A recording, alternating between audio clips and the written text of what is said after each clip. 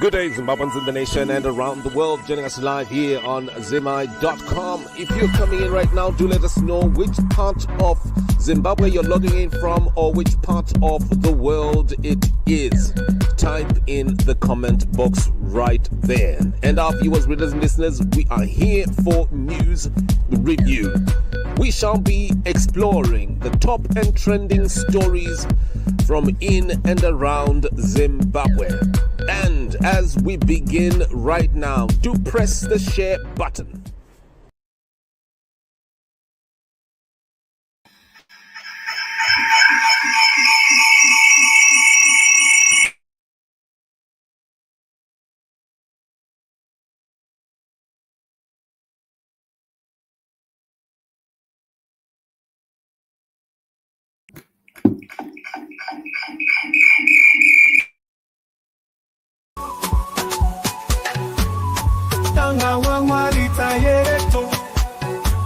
Mukaka weka mwe wakafala usati warota nezvesimba nezvigaro zveumambo zvendarama rutsoka rwekutanga murwisi ungano dzinomba hapana korona yevanonyanya kuda hapana simba kune vasina unyanzvi vanoti kuravira kwako kunorwadza semazvi asina kukudzwa mukaka wemukomera dambudziko revakashinga usati warota nezvesimba usati wadzingirira makomo tanga kumwa mukaka wenando uye tarisana nemisodzi yesimba chete kutungamiriri wenyika kuti 2030 vanenge vachipo vanenge vasipocheta asi vanenge varipo vachitonga vane shungu haiwa vanamatirei vachaona nguva yavo after 2030 apa tiripo mutungamiriri wenyika varipo tiripo zvakare tinoda kuzvidambatsira izvozvo kuti zviitike saizvozvo vanosunda mweerima nemwe yekubirimawo nemwe yechina tinovakusha nemukaka wegarwa tinozviziva duka magarwa kunonetsa asi apa tinonamata zita rajesu kuti tichavakusha kusvika mweya yechina iyo yabuda tinonamata kubva zvino neusingaperi. Amen. It's a very good morning to you. Our viewers, this is Fear the sound of my voice. To let me know where you're logging in from there, type it in the comment box right there. And viewers, readers, and listeners, this is early morning on your news network, Zimi.com. If you can hear the sound of my voice there, let me know. Just changing a few settings here.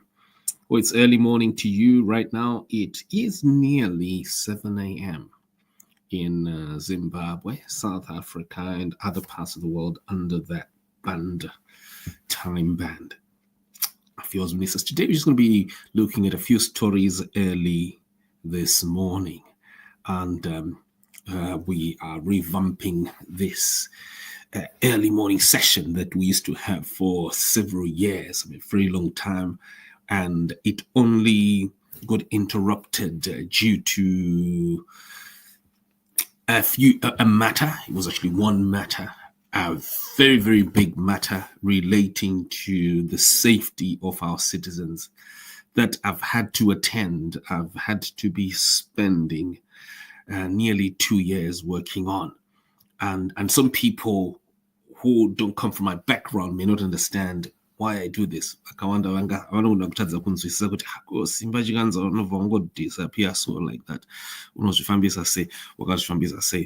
And why does that single matter to you? And these people don't realize the role that I have over not only the country but the community. And it is not what they think matters to them that matters to me. What matters to me is what I have evaluated and found to be crucial and fundamental to the protection of our citizens, of the human family, and matters relating to the safety of the people. How many here on this stream, by the way, if you can't hear me, please type in the comment box there. How many on this stream can attest to the skills or the application of skills and resources in the protection of citizens that has been manifest on this news network? Right, those who feel, well, do you know what? Zimbabwean really is petty, and he really doesn't really help much when it comes to protecting people, when it comes to covering the stories that really safeguard community. Right, how do you rate Zimbabwean's ability? Now, that should tell you why Zimbabwean values certain aspects of the news that a lot of people don't, that you won't find on ZBC, on Herald, on so many publications and broadcasting houses in and outside the country. And that should tell you the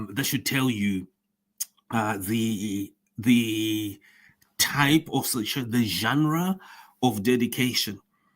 And so quickly, let's just jump into the news right now, early morning. Right, murikundita muchindinzwa here nai mazimbabweans, murikuita muchindinzwa here ukoko, itai muchitaura, itai muchinyora panapa pakuti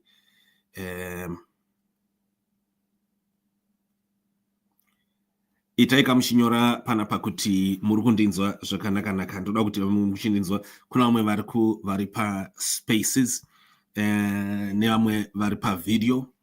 I can see right now we've got total over 300 people watching, and I see most of them are on our Twitter video feed. It suddenly turns out that we've got more people watching on Twitter than all the other platforms. So quickly, early morning news review. I need people to give me feedback if they can hear me. Right, so thank you very much. Early this morning, we have the defense minister being sent by Emmerson Mnangagwa as head of state to Ghana and to represent the presidium, the presidency. This is the defense minister, Oppah Muchinguri, who we can see in the picture. I'm hoping that we're putting the pictures here and people can see here. And she is in glasses, in sunglasses. Right there, she is dressed in an African robe, a dressing, and she is in Ghana. She flew into Ghana. We started covering this story the previous night, those who follow our news, and she's there at the inauguration of the incoming president of Ghana. And Oppah Muchinguri is there representing not a ministry. She's not representing ZANU PF. She's actually representing the presidency. Now, some people will then say, okay, look, what does this mean? Is there any meaning also in this? And on one line, it is very possible that a ZANU PF chairperson, it is very possible that any minister of any kind can be deployed to go and represent a president outside the country. But you would expect the foreign affairs minister to be the one anengachi mira in the absence of the presidium outside the country. Am I wrong? Ayawaga. Tuudze. But in this particular case, the person that you see representing the presidium is the defense minister. And this is a woman who, for a very long time, since the coup in 2017, has been largely and loudly rumored to be a preferred deputy president to Mnangagwa. I remember a picture that popped out in 2017 that had a program, and it was a program that was going to purportedly appoint Oppah Muchinguri the vice president just after the 2017 coup. And when that picture popped out, it caused a lot of commotion, a lot of noise. And then later on, all of a sudden, that program was changed. And, excuse me, I'm saying changed because I'm using my own presumption, my own assumption that there was a change. But definitely there was a picture, but a picture got tenderera in 2017. And that picture was the picture of a program that had Oppah Muchinguri's name there, inscribed there as the incoming vice president of the country called Zimbabwe.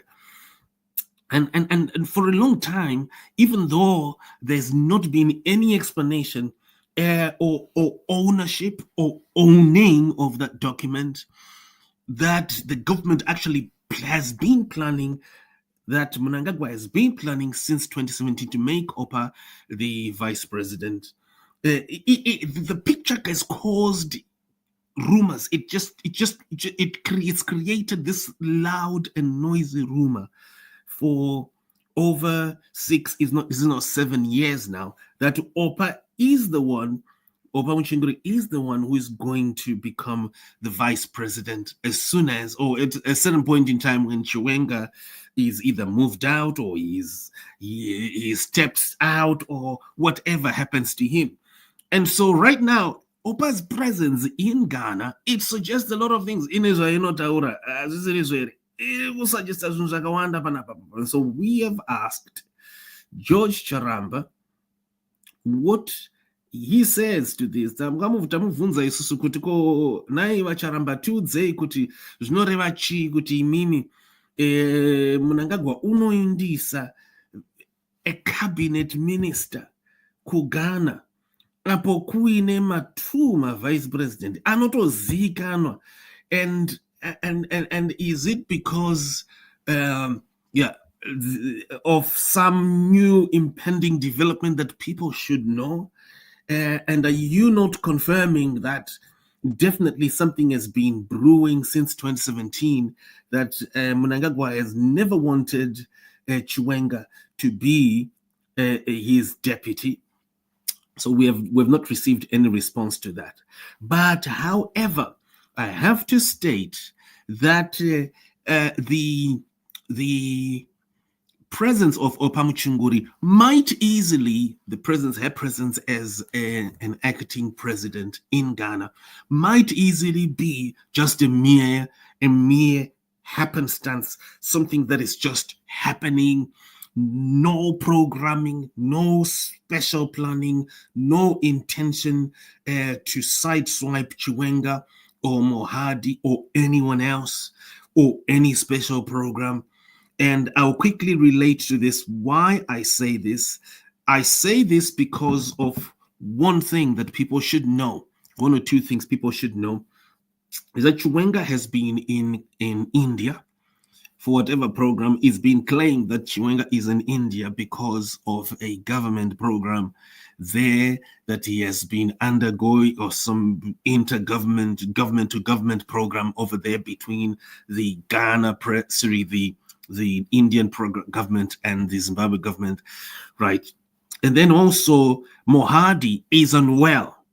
So here you are. Here is a very, very plausible reason, a reason that has got no conspiracy whatsoever, why Oppah is just the best person to be there in Ghana. It is that Chiwenga has been on a trip to India. I'm not sure if he's come back. Is it last night or what, right? So he's been there. And then Mohadi is unwell. Mohadi. And so remove the conspiracy talk or the thoughts, right? And just get a wee bit objective on or a bit balanced around it. There might not be any reason why Oppah, any special reason why Oppah has been in Ghana. But lastly, if this is the case, then that it's because Chiwenga is outside, is in India, Mohadi is unwell, is it not the Foreign Affairs Minister who should be representing Mnangagwa? Because, folks, look at the program in Ghana. They are heads of state. When you see the pictures here, I'm trying to bring a few pictures on here. I know, of course, Fortune Charumbira has been there. I don't know in what capacity. I think it's because he's the Pan-African something representing Pan-African Parliament. But then there are actually presidents there. My president, Chayo Enyika. There we have the new Botswana president, Gideon Boko. And who else? There's so many presidents there that you can see on picture. Unfortunately, I couldn't bring all the pictures here. And I think this gentleman here, which country is this, by the way? Someone help me there. There's a gentleman I've just put on the picture there. Right. So quickly, as we can attest there, it is queer. Someone would want to use the word queer or weird, right? That Oppah Muchinguri is there instead of the foreign affairs minister. Someone who handles foreign affairs issues, who should be over there communicating our affairs, the affairs of the country. And so anyway, so she has been booked at a certain budget hotel. I'm not at liberty to disclose which budget hotel. It might just be too much detail for this program, or it's important, by the way, in our work that we respect privacy. And unless, there has to be a reason why I have to go that deep or detailed on it. So quickly, let's move straight on this. Before I touch on other stories, I want you to get a wee bit presidium political. Will you allow me, folks? Ndombo shereketa ndombo kuratidzewo zvimwe nyerekupe zviri kutaugwa. Okay. Dzimwe nyerekupe dziri kutaugwa. There is a video of a ZANU PF Marsh West chairperson who is announcing what might sound as a threat. Could easily be a joke, right? But it was announced in a prayer. So he did. When he suggested that Chiwenga must first drink crocodile milk, right, before he dreams of becoming a president. Panambe, one of video here. Right, so this is the video of this ZANU PF Marsh West and Marsh West chairperson. Am I allowed to just put this up quickly? Tingo now, and this is coming around this whole theme of 2030. The 2030 theme has continued to cause tensions in what suggests something is really not so right inside ZANU PF at present. And can I just quickly play this video quickly?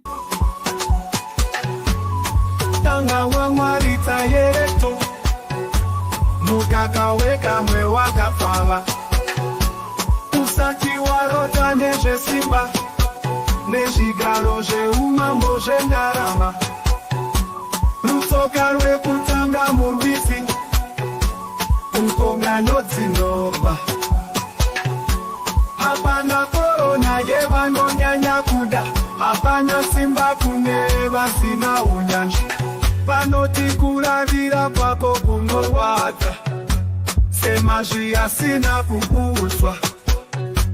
Mukaka wemukomera, dambudziko revakashinga, usati warota nezvesimba, usati wadzingirira makomo. Tanga kumwa mukaka wenando, uye tarisana nemisodzi yesimba. Pamwechete nekutungamiriri wenyika kuti 2030 vanenge vachipo, vanenge vasipocheta asi vanenge varipo vachitonga. Vane shungu haiwa vanamatirei vachaona nguva yavo after 2030. Apa tiripo, mutungamiriri wenyika varipo, tiripo zvakare. Tinoda kuzvidambatsira izvozvo kuti zviitike saizvozvo. Vanosunga muerima nemwe yekudini mawe nemwe yechina tinovakusha nemukaka wegaro nozviziva duka magaro kunonetsa asi apa nonamata zezita rajesu kuti tichavakusha kusvika mweya yechina iyo yabuda ndinonamata kubva zvino neusingaperi. Amen.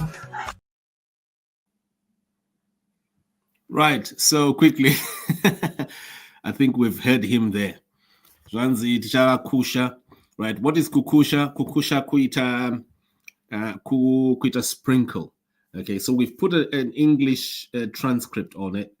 So kukusha is actually to sprinkle milk, right? So we shall sprinkle milk on them so that we cast out the demons that are demanding that or that are making these people become itchy for power, wanting power. This is what the ZANU PF man says there in what communicates quite directly that Chiwenga must first drink crocodile milk and when kukama mukaka we garwe asati anzwa power. Now is Chiwenga, how is Chiwenga going to take this? Now quickly, I myself I've talked with Chiwenga not once. I've talked with him several times. And he's someone who wonders Ziva. And I think a lot of people have seen here and there, my interviews or so, even my chats that I've had with him. Some people who know Chiwenga very well at a personal level, they suggest to me that he is not the kind that someone could crack such jokes and all just goes well and normal. I won't say anything more.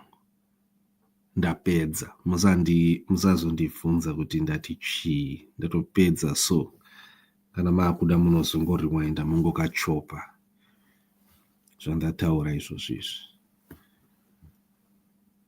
ndozvandakahwawo ndozvandakaona inini. As much as I'm not I've been very, very firm on him because of a lot of things. I have demanded answers over why he subjected his wife to such brutality that is beyond. When you see the way Chiwenga has subjected his own kid's mother to senseless and baseless punishment against a bomb victim, the first and preeminent bomb victim of the White City bombing, a woman who was unfairly treated by the state and the attackers at White City. The woman who is seen being bombed and being the first person to enter a hospital on camera, and she's seen there with these men, government officials, standing tall, looking down on her bed in exactly the same posture as they did Josiah Tongogara's body. This same woman, the way Chiwenga has treated Mary Chiwenga, Mary Mubaiwa, a totally innocent woman, clearly innocent woman, clearly a victim. The way he has played and amplified utter and baseless falsehoods against Mary Chiwenga. The way he's been so senseless. Does it suggest that Chiwenga, people can just cook any sort of a rumor or a statement like the mockery of drinking crocodile milk and everything just goes well and normal and we all live happily ever after? It's a question that people should answer, should tell me. And people should project what could be happening right now. Is everything okay? Says the boy. I was the bombs and as I know again that 2030 go away. I'm agro to tackle 2033. I'm agro to tackle 2038. Is everything okay in ZANU? Is everything okay in the country? Be honest. Type it in the comment box there. Type it on Twitter. Is everything normal? Is it normal? Okay. The Tauri saga. I've dwelt too long on this one. Right.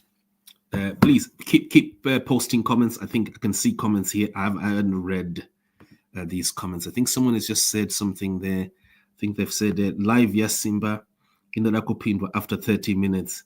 Atanga cause ano zea mazwimbo one manzwimbo one asati atauranya yake. Okay. Right, okay. Right, Takudza, I think now if you notice, I'm now going straight into Andisha Nonoki Mazwano, Ndakurova Ipapa. I'm no longer delaying, I'm now hitting it straight. Okay. Right. Alex always says, please, we must all know that Mary, let me just get this right. I apologize. Oh my word. We must all know that Mary was being used by Mnangagwa to kill Chiwenga. Kupiko, where did you see that happening? Come on. Tell me, where did you see that? Where did you see that? Because you must have seen it.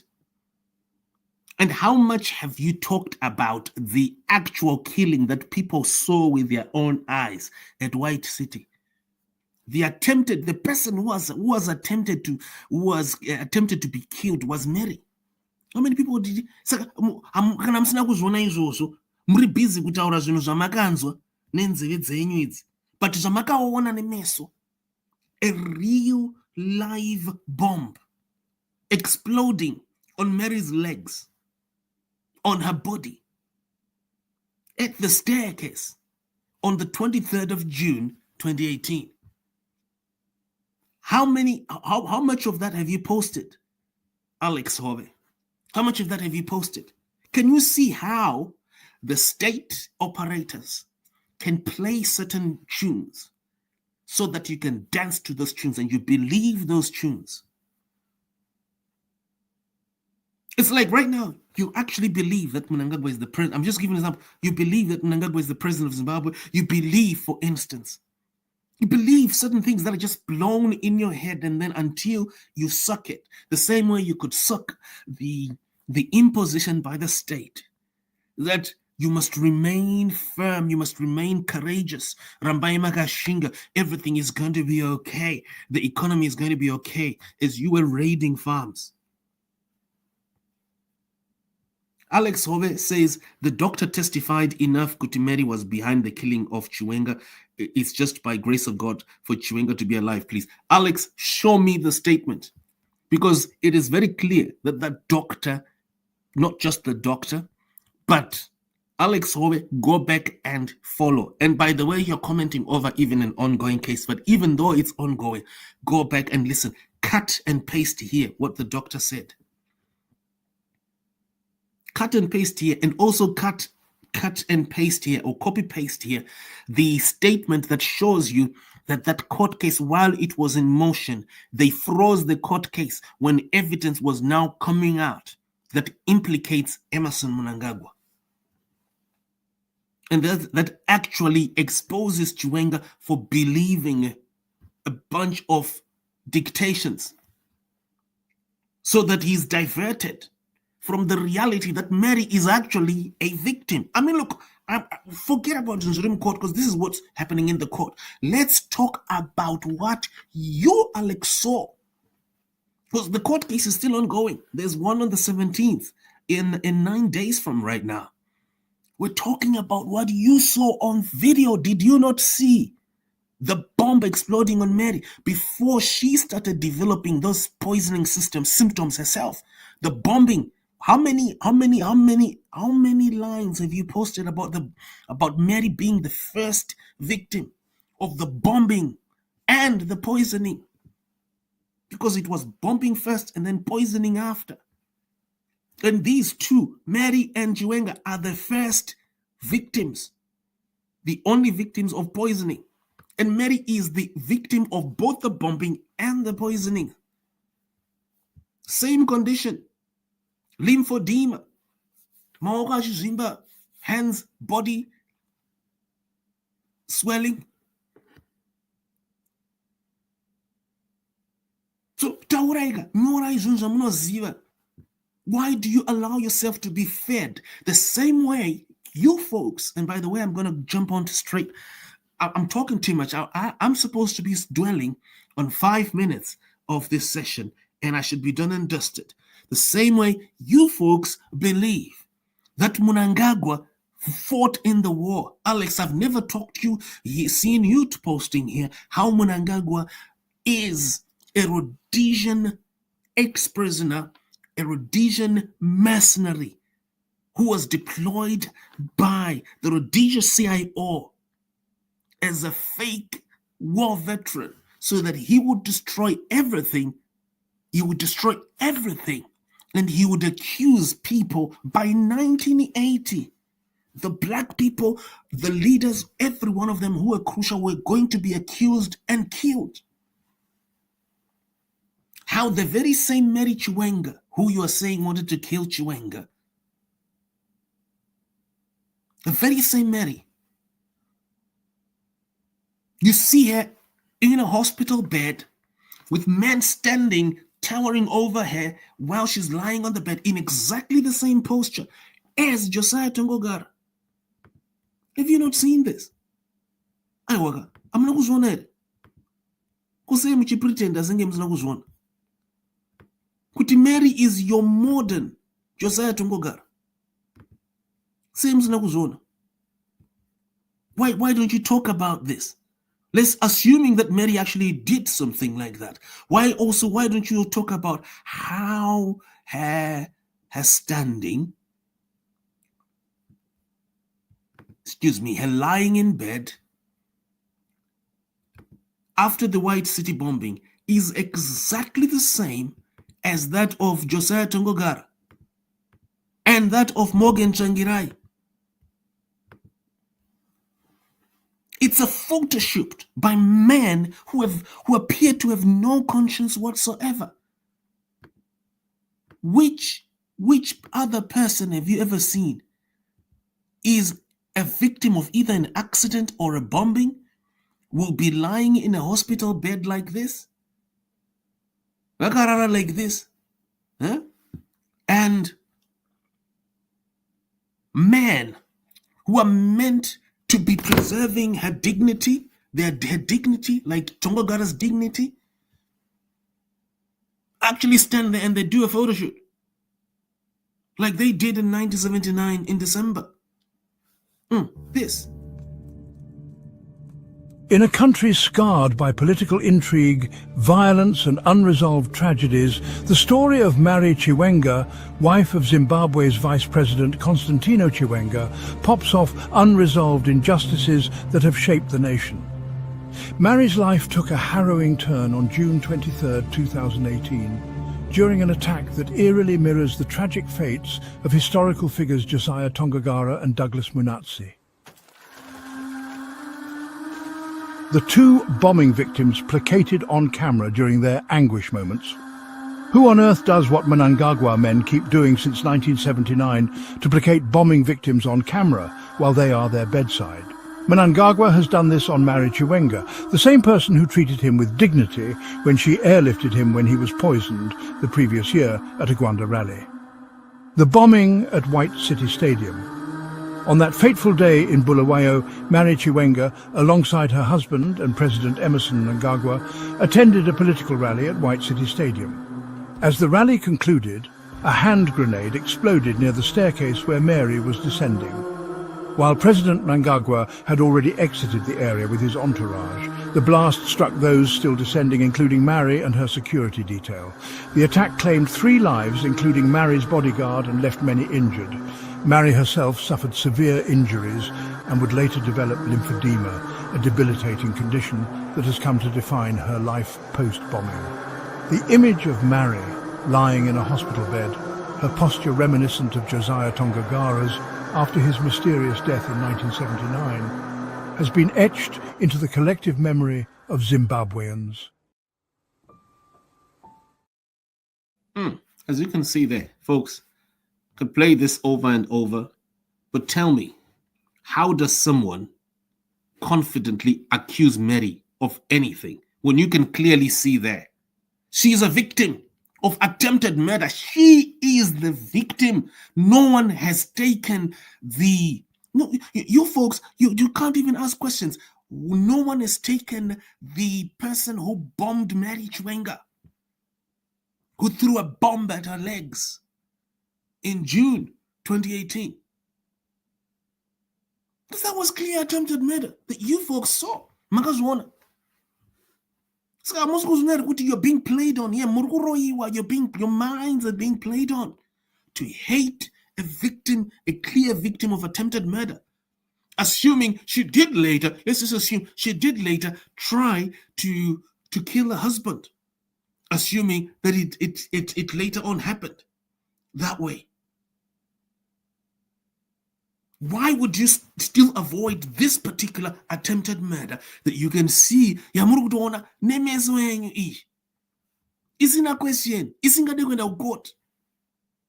Aiwaga. Nobody create papa kutika kumanaka. Kana Zimbabweans, how can you talk about you wanting? Yeah.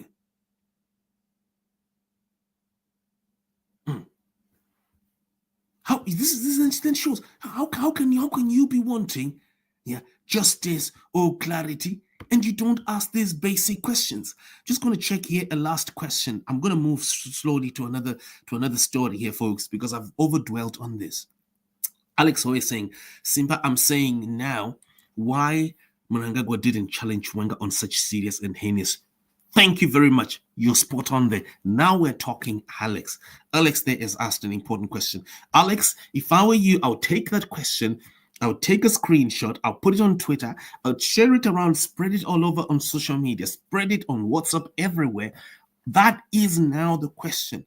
How does a living president, if Mnangagwa is not part of this abuse on Mary, how does he stay in the country when Mary, who is the wife of a vice president, is being treated the way, assuming, let's just assume that Mary deserves this whatever's happening to her, being denied a passport, being denied treatment, bank accounts frozen, being accused that she's an attempted murderer, a murder attempter. Assuming all these things were true, how does Mnangagwa then just sit back there?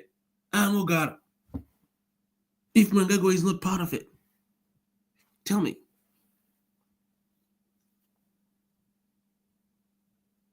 Now, I have spoken with these people. I've spoken with Chiwenga. I've spoken with Mnangagwa's wife. I've tried to talk to Mnangagwa, but it's not been easy.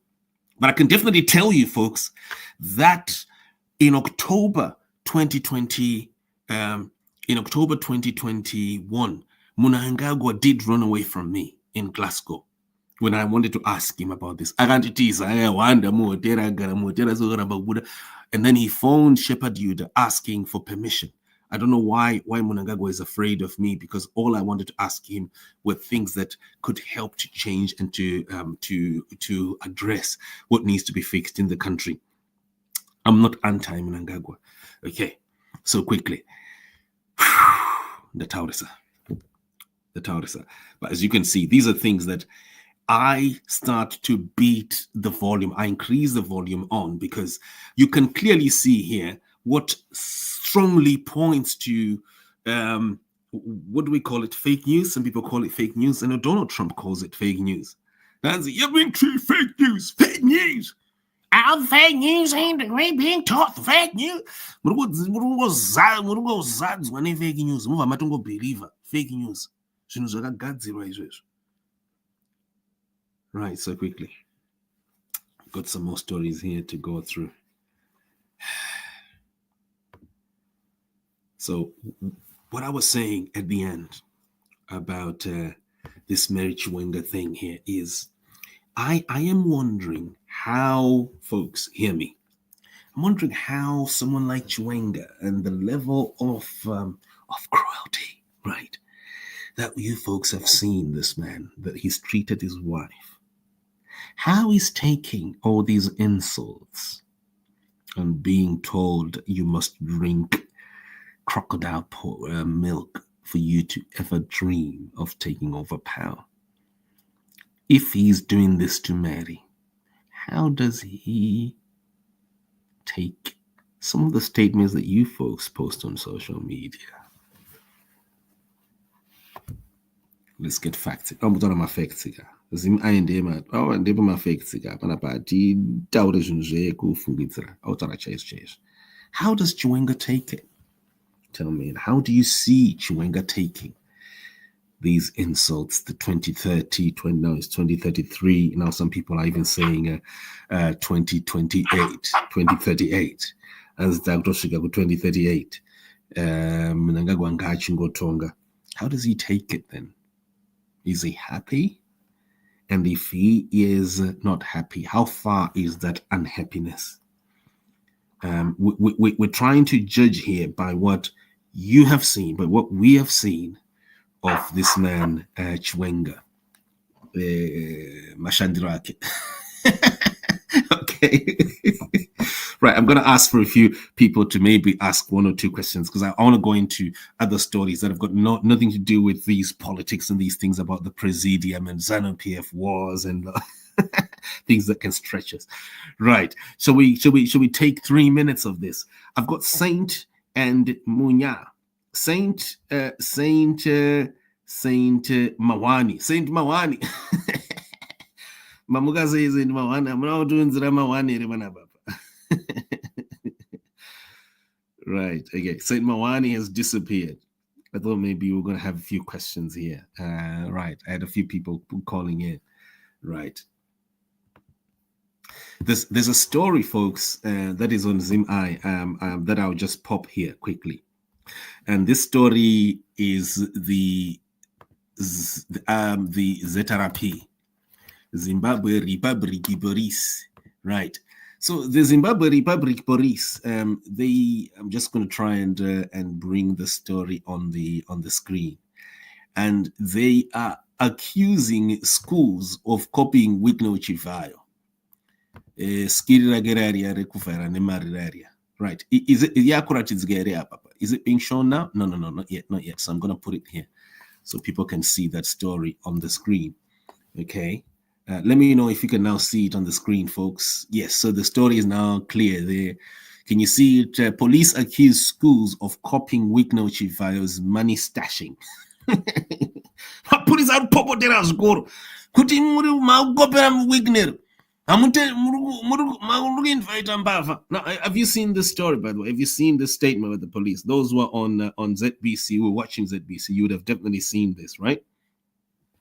And so the police are making this statement. Let me try and just bring it down.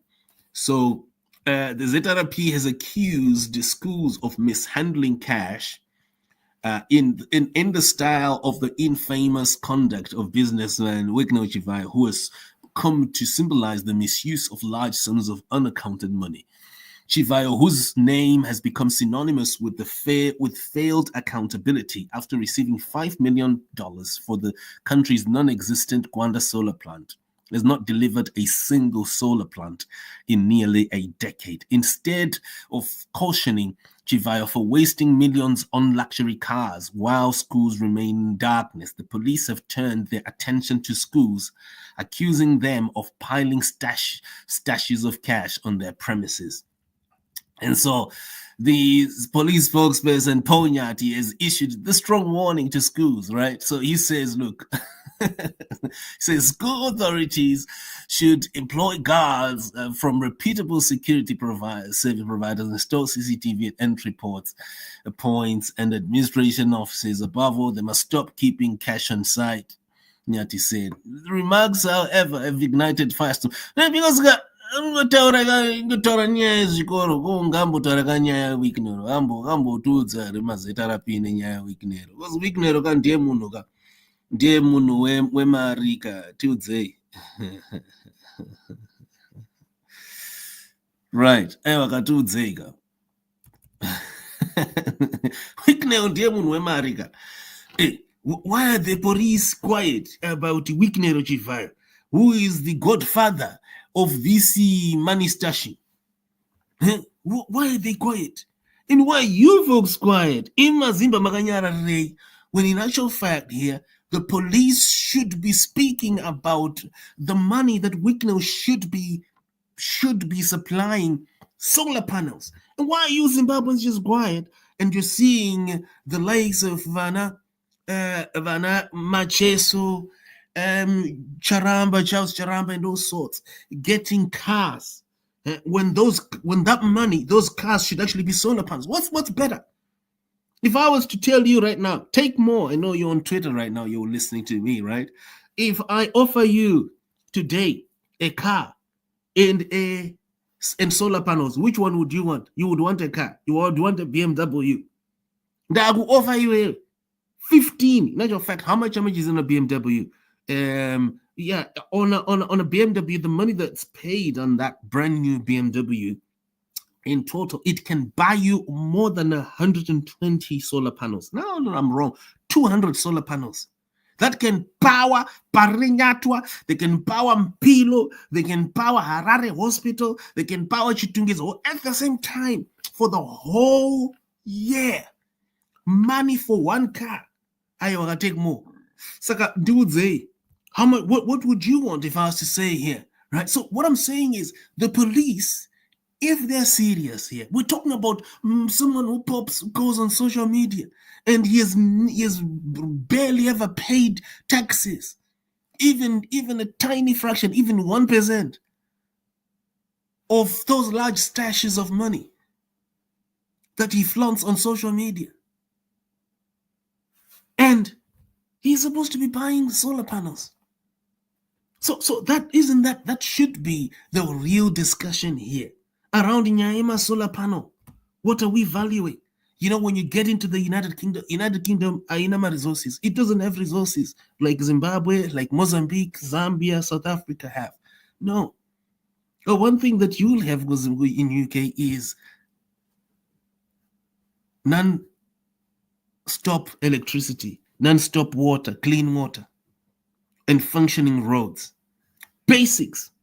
So there won't be accidents. There won't be people falling ill because they didn't have electricity or that they couldn't cook food. There won't be people dying in hospital because the machines didn't have electricity. So what do you folks value? You will value a car that once you drive it, just 200 meters from the garage, it has slashed in value. If it was worth 100,000, it is now worth just 1,000 because it's gone on the road. What do you value? But if you were to get 200 solar panels in exchange for that car and you'd install them, you would save not only your life, but your children and the communities. So can you see there where people then are asking about priorities and mismatched values by the ZRP? So that's the story there. I don't know what people think, and I think that is what this gentleman is asking. The answer, Chine Mawach to Muwan Band in Binjiri. Okay. Thank you very much. There's Alex Hove has also posted another comment about Mary Chiwenga, and Chiwenga says, Simba, remember this is a private personal life about two people. Very, very classified information was not released here because Chiwenga is still the VP. That's Alex, aren't you posting nonsense now? These are not personal people. They don't have a personal life. They are public people. And what happened, the bombing that happened on Mary Chiwenga was not a personal affair. The bombing that everyone saw at White City was not classified. It happened before everyone's eyes.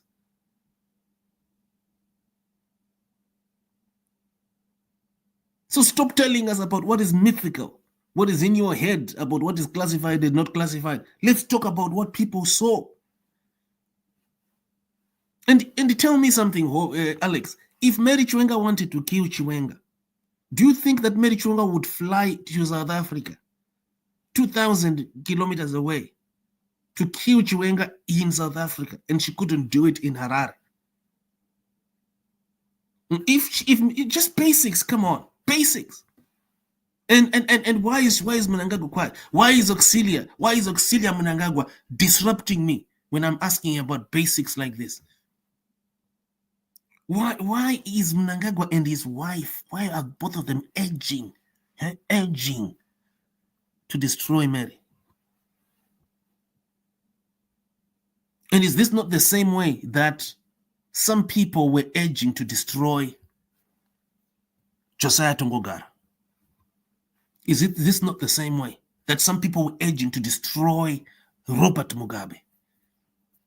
Kubva muna 1980 muna March, ma-elections apera.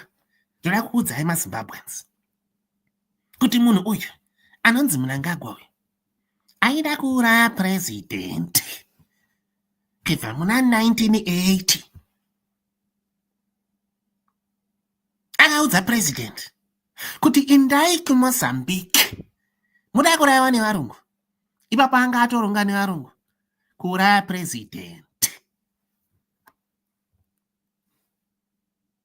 Let's get facts, right? We know definitely there are people who were sent to Mozambique and they died. And those people, their death, you have physical evidence of how they died. You've got pictures. And the same picture that you see of Tongogara in 1979 in December is the same posture that you see men posing for a photo shoot when Mary is dying after the White City bombing in a hospital bed. Would you do that to your own child? Would you take a picture and post it on social media and put it on ZBC when your child has been bombed? Would you do that? Do you think Kenny Mumbayo would do that? Her daughter has been bombed at White City, and then he goes and then he takes a picture in Impilo Hospital, and then he posts it on social media, or he says, ZBC, Ruben Barre, go and publish it. So let's get facts here. Don't you think?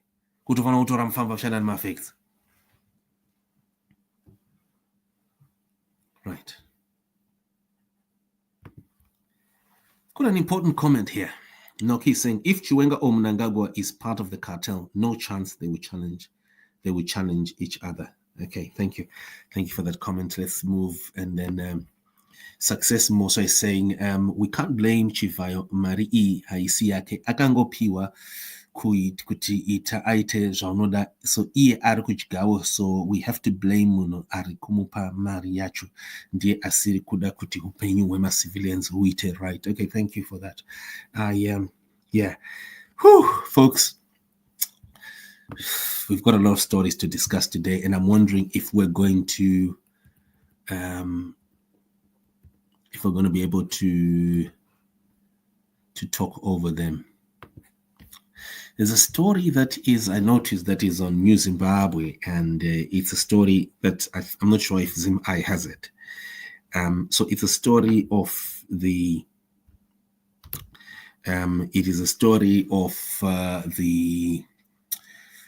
convicted medical fraud star Walter Magaya. Let me see if I can get it. Right. Advertising a card.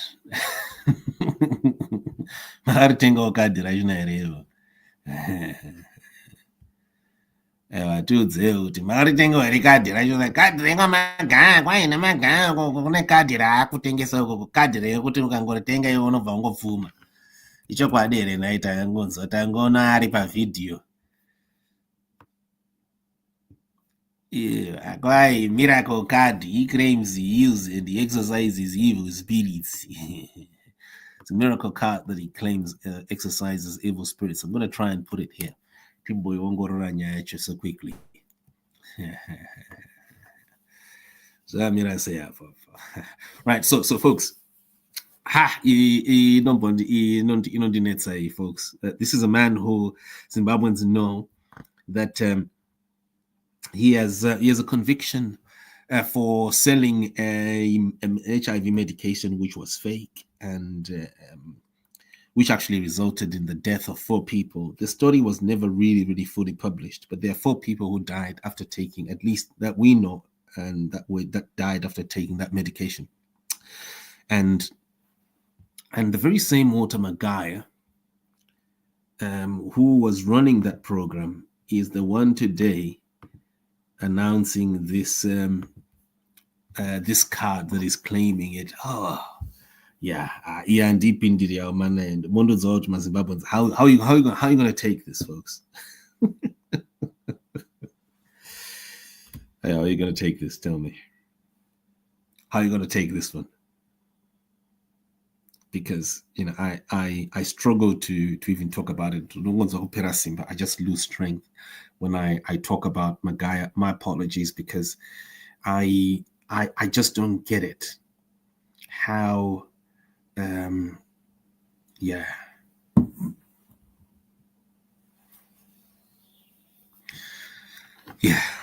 don't get it. I just don't get it. How does Magaya manage to make it, to continue like this and succeed and manage to just roll on? How does he manage? I know what I'm saying. I know what I'm saying. Because in Indrukuvarwa, it really doesn't, to me, it doesn't.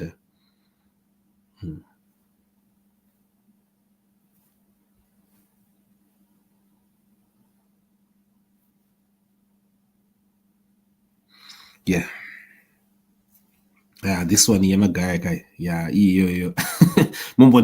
I'll come back on it because I've got a lot, and to me, I think it's a reflection. What's happening right now, it's a reflection of the government. It's a reflection of the state. The state definitely does allow Magaya to continue doing this. So quickly right now, George Charamba has just responded to the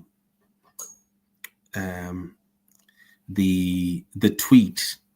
I'm hoping, can people see this? So this is George Charamba. Can people see? So he says here, George Charamba says, the reason why Oppah Mchunguri was sent to Ghana is because she is, as a national chairman, she is in the presidium. As national chairman, he says that's the presidium. VP Mohadi is acting president. VP Chiwenga is away on leave. That makes the dispatch of national chairman logical and appropriate. Okay. So did you get this? So just like as I said before, we need to get facts, and let's get the real facts. There might not be any conspiracy to Oppah Mchunguri going to Ghana. So according to George Charamba there, he believes that it's because but and I'm just wondering there, folks, tell me, as far as I remember, there's a tweet in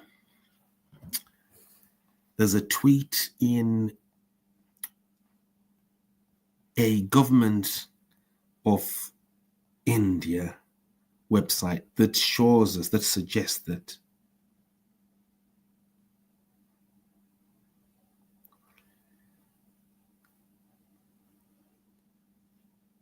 Chiwenga is actually on official business in India.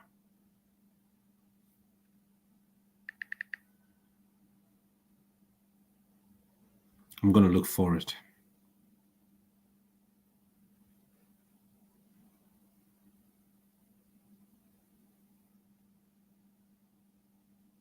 I'm just picking it up. Hold on. I'm hoping that I can get it. There's actually a tweet, and the Indian government says Chiwenga is on official business. Why does he say that Chiwenga is on holiday in India? Because Let me just pick it up. I'm hoping that we get it.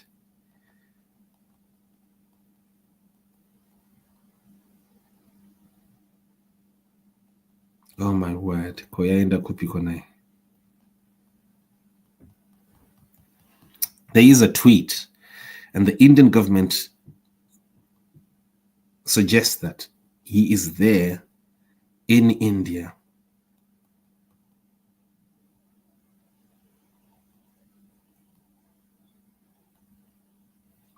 on government business. So how does Charamba say that he is on vacation? Let me try and pick it up. Hold on.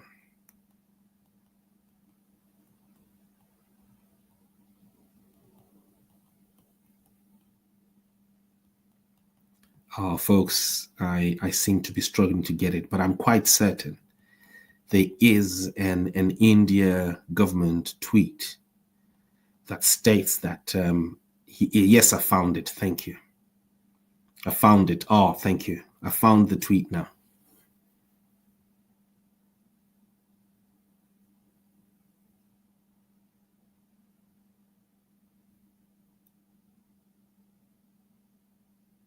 So here is the tweet here.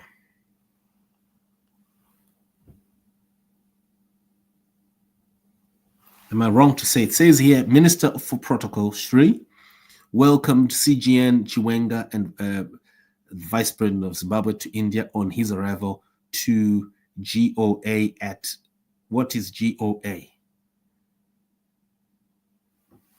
Okay. So here, Department of Information and Publicity, Government of GOA. What is GOA? Government in India. It is, hold on.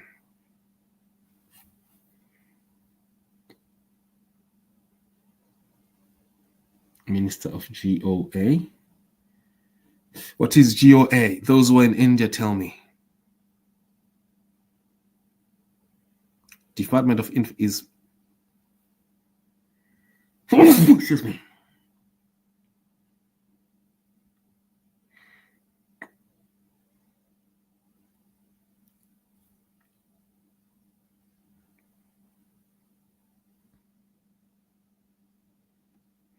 Yeah, he was replied here. Yes. But this, yeah, I think I'm very, very clear here. Chiwenga is in India on government business. The protocols here. So how does this, let me just try and get it here.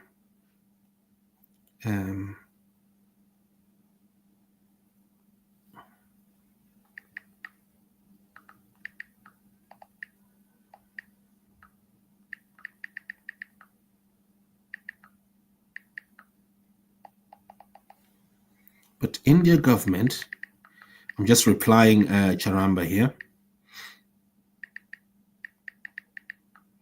announces VP Chiwenga as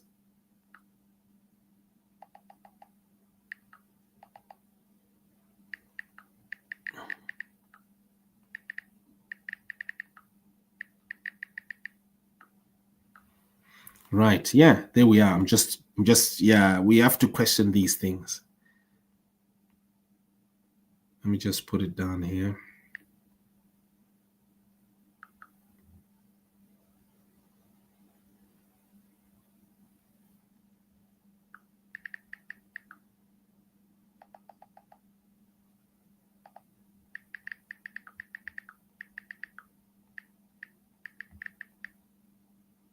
How can this be a vacation?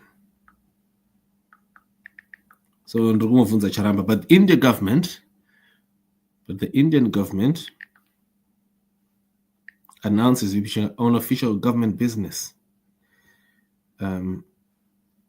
So how can this be vacation as you've suggested?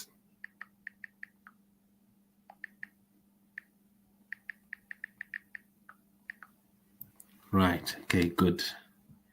Just ask them here.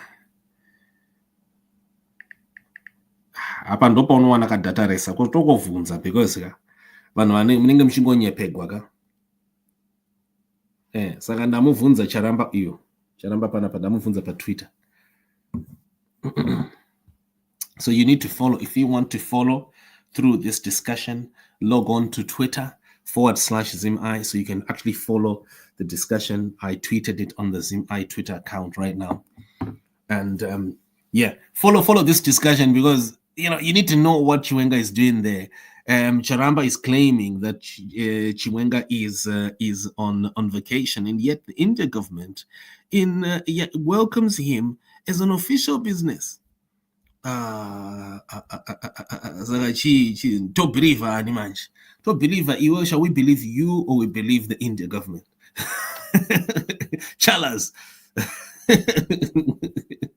Kana kuti muda kutivhara ka munotivhara munotivhara so right. So quickly let's go to football here. Zimbabwe clears the deck.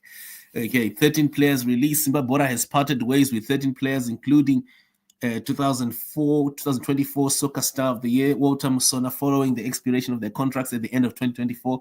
The mass exodus comes after the club's successful Castle Lager Premier Soccer League season in 2024 last year, where they won their first ever league title. Other notable departures are Patson Jaure, Talent Chawapiwa, Perfect Chikwende, Tichawana Chipunza, Valentine Musarua, Timon Mvula, and Mtokozizi Mseve.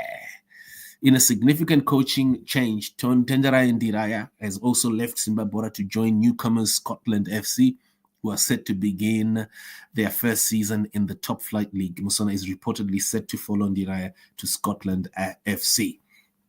Right. So I think we should be done and dusted now. And by the way, ZIFA has announced that they're going to go ahead with their elections. Who should be the ZIFA chair? We had a man called Magwizi, right, the other time going in an interview, and I think it was ZFM, and he was saying that of a truth, he is true to conspiracies and rumors that he is bankrolled, or he is too close to Kudata Gwire. He is close to Tagwire. He actually praised Kudata Gwire as someone who is an inspiration in business, in principles, and the like. And so, who should take over ZIFA? And will our football change soon after this? Football, on cricket, where are we right now with our cricket? Netball, Tiripapi, Kunetball. Right, let's keep the conversations going, folks. I've dwelt a bit long this morning. It's over 30 minutes now that I have been here. And from now on, Zimbabweans, when I do these morning sessions, I will not be going round in circles. I'll just be hitting it straight right on the head, so that we can go with enough for the day, and there shouldn't be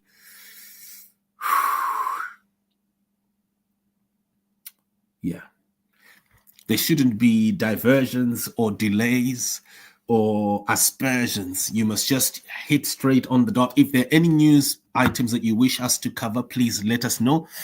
Right.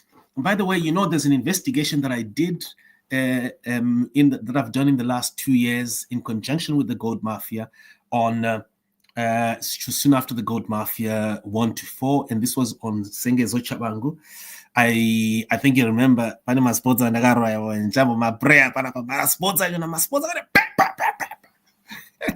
when I actually ran Sengezo Chabangu's operations as Comrade Mabunu, as a secretary of Scott Sakupwanya.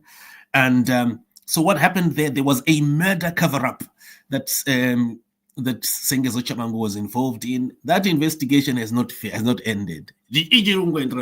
How many remember the dramatic day when all of a sudden Simbachi Kanza was gonna meet, right, at a hotel, a Crown Plaza Hotel.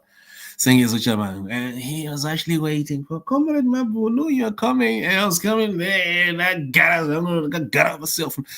But I remember how classic that was, right? Live on camera, me talking to Singers Uchabang. How bumped. But not just that, folks. There is a letter, and I need you folks to get this right. Because you know what? The investigations that I do, do you know Shushina sweetie so until right, like right now you see the gold mafia investigation, which I started right alone, has led to the attachment of assets, billions of pounds of US dollars of Emerson Mnangagwa money has been in the hands of Kamlesh Patni in a historic right now. So you now have UK and US law that sanctions law that is very clear around smuggling. This has got nothing to do with politics. It's about the law. Okay, period. Right, and so when we expose something, we go right to the end. Do not zupura the same way that we zupurad, that we uprooted Edgar Lungu. Through our exposures, the live exposures that we did, and the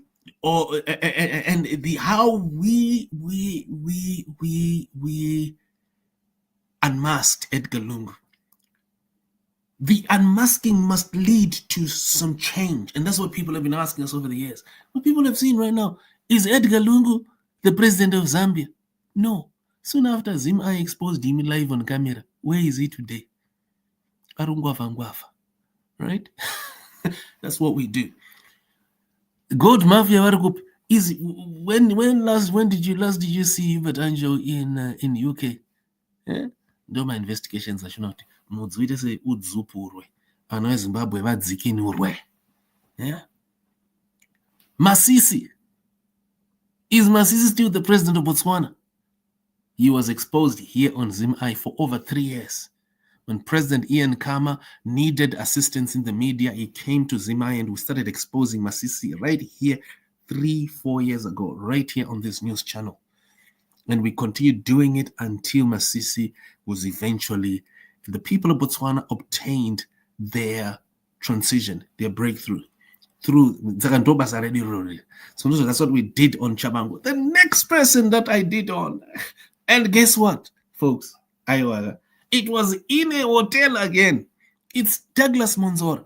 And contrary to what some people have suggested, it was in a hotel. On that day, I wasn't looking for Monzora. It's him who looked for me. Him and a female friend of his called Agnes. Chaga, not me. They are the ones who had been calling me for over 2 years, asking me, Simba, hey, come and interview me. I'm in the UK, until I went. And so when I went, you know what has happened right now, folks? A police case has been opened in the UK where I'm demanding my keys to room 417. At the same time, I'm demanding the keys of the owner of the political party, the property that Douglas Monzora used the Premier Inn premises at Banbury, Oxford to harass, violating UK law. So a police case has been opened that is demanding that Douglas Monzora must surrender the keys of Harvest House to Nelson Jamisa. As he's surrendering my keys, he's also surrendering the keys of the other person that he used the UK hotel to harass on camera. At the same time to apologize. But you saw it, folks. And some people say,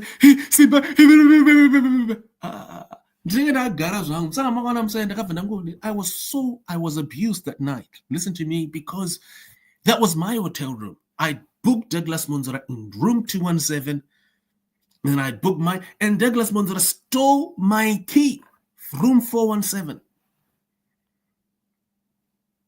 from the desk at the reception.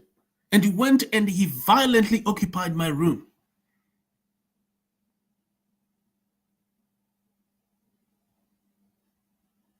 So through my police case, I will get my key to room 417. At the same time, the owner of the property the party that Douglas Monzora used the premises to harass. Who is Nelson Chamisa, who is Wombrai Shenende, will get their keys also to Harvest House. No pakaperera sarungano. No pakaperera sarungano. Mutoro wacho yo. No pakaperera sarungano. Pazim ai. Pakaperera sarungano. No pakaperera sarungano. Mutoro wacho. We Zimbabwe. No pakaperera sarungano. Go bendo makadiniko. Bento mjema murizeze. Mauya kunyepa nyoro yenye zim ai. Ndo za kuti amuzo kufara. But aiwa sorry yenyu. Izi njandrungo da makia yangu room 417 from munhu wenyu Dagi. Na bururu wake MCIO anoitwa Agnes. Yeah, so quickly, I also have got Mozambique, folks. Just to let you know, we've been covering the Mozambique situation very, very closely. My apologies. I'm just going to get my cable for my charger here quickly, so that we don't lose the connection. So we have been. Okay, so I've got this now. Yes, great. So we've been covering Mozambique and right. Okay. We've been covering Mozambique, and the Venancio Mondlane is going to be flying back to Mozambique, and he tends to fly back to Mozambique by tomorrow. He says that he is going to be in Mozambique, and he said that he was not out of. He said that he was not out of Mozambique because of fear. And I can't remember what else that he said there. And so Venancio says that he's concerned about the victimization of the people of Mozambique, and he wishes to see what the Frelimo government is doing to the Mozambique people, killing people, destroying property, raiding shops, and then falsifying that it is Frelimo. It is Mondlane supporters who are behind it, when in actual fact it is the Frelimo government. And there's something really, really important. I need you to get this. I'm going to say it in South African English. Something really important on this. When Mondlane speaks, he says that the enormity of the evidence of the Frelimo government being behind the violence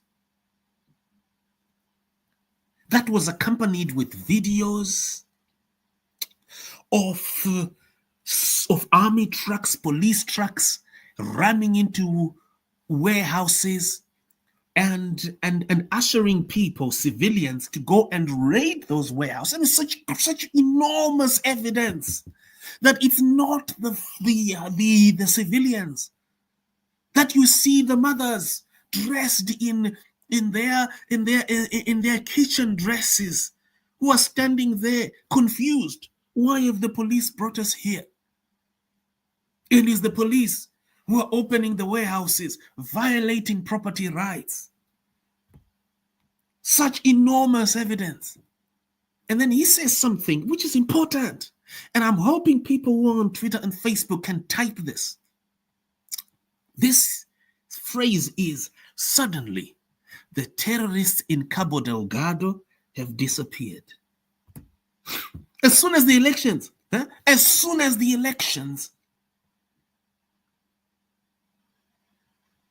started, there's no more terrorism. There's no more Mozambique government calling for the UN, calling for SADC, calling for peacekeepers from Rwanda, peacekeepers from the African Union, and making a huge and noisy story of Mozambique being ridden with terrorists in Cabo Delgado. Suddenly they're gone. Where are they? Where are the terrorists? The terrorists are in the shopping centers.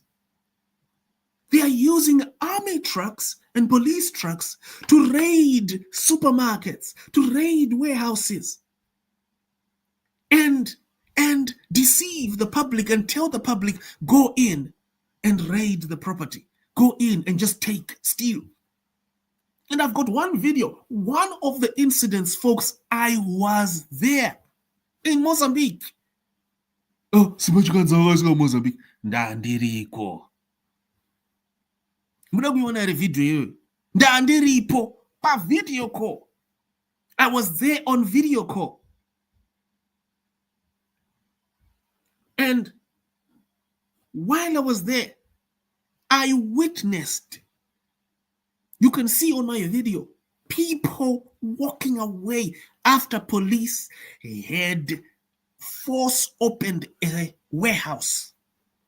It was at Mashava shopping center in Maputo. I've never been to Maputo. I'd love to go there, by the way. I understand I've got some relatives, blah, blah, blah, whatever, or some heritage somewhere, Mozambican. I don't know. They claim. But folks, I've never been, but I was there on my phone. You know, it's not complicated.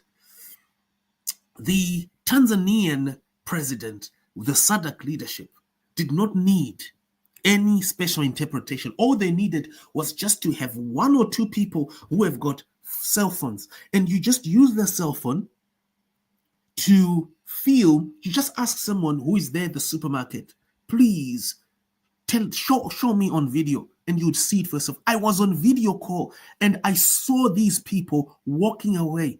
They were like, what in the world? You want us to go and steal beer? Maybe if it was food, maybe if it was cooking oil, we would have taken it, but we're not. And these are mothers, folks. These are not violent people. These are civilians.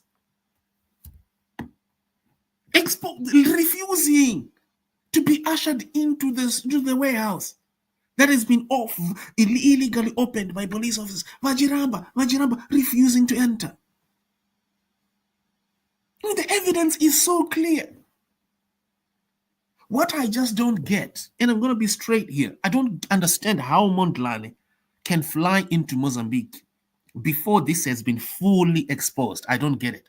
Maybe there's wisdom in it, but I would exercise a bit of caution, delay, so that the media can do a full and exhaustive expose of this terrorism,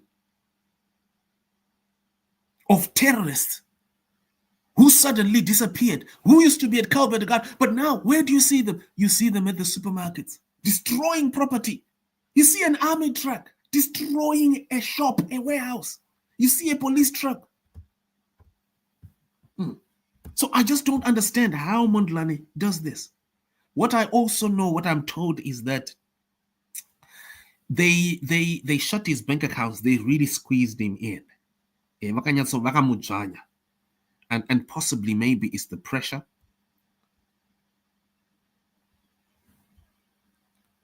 Maybe that is the reason why.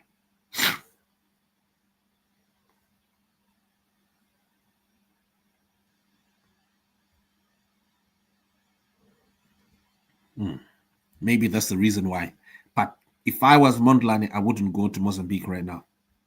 I feel that these animals who have been terrorizing people in Cabo Delgado, and now that they've been exposed at the warehouses, at the supermarkets, they need to be exposed at the maximum now. Because they've been fooling people, claiming that they're terrorists in the country when they're the terrorists themselves. They need to be exposed at the maximum before you return to Zimbabwe. So if you're listening to this, Venancio, if you can't hear my English, maybe someone can translate this into Portuguese. Delay so that we can do a thorough expose of this terrorism. I would delay. I wouldn't want Mnangagwa, Chapo to take advantage. I wouldn't want them to benefit. Yeah, your most precious asset on earth is this body, right? This body is made of mud. It's not made of steel. And it needs to be protected. And there are times when you need to do my calculations. Yeah, Navalny in Russia. He didn't make a wise move to return to Russia after being poisoned. And where is he today? It doesn't help to die after you fought so much. Hi, Jackson Simango. Good morning to you. How is it over there in Maputo today? Right, we promise to do the best that we can, and those who can pray, please do pray with us. Motina matero kuti tishande otite basa redu ti expose zviri kuitika in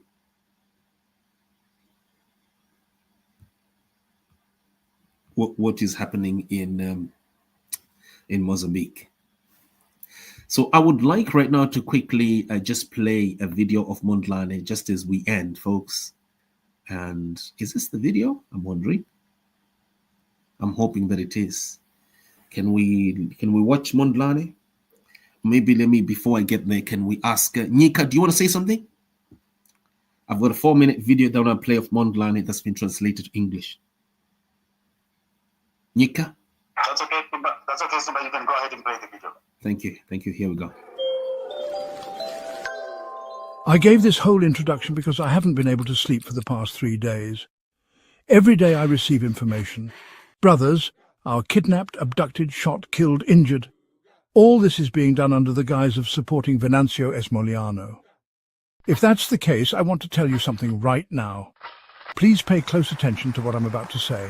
Pay close attention to what I'm about to say. Spearhead. For those who like football, when I played football, I was always known as a forward. That player, positioned in the area where the ball is played, is in a privileged position and has the ability to score the goal, to achieve the primary and fundamental objective. That was my position when I played football. In the art of war, the spear is a weapon for long-distance throwing, but can also be used in hand-to-hand combat. The spearhead is the sharp, piercing part of the weapon, the part that hits and achieves the objective. Thus, the spearhead, even in warfare, represents what achieves the goal. VM7, as I'm called, is exactly that, a spearhead. So my brothers are being killed, abducted, blood is being spilled, widows are being made, and children are being orphaned because of Venancio. Now, I want to explain what a spearhead is.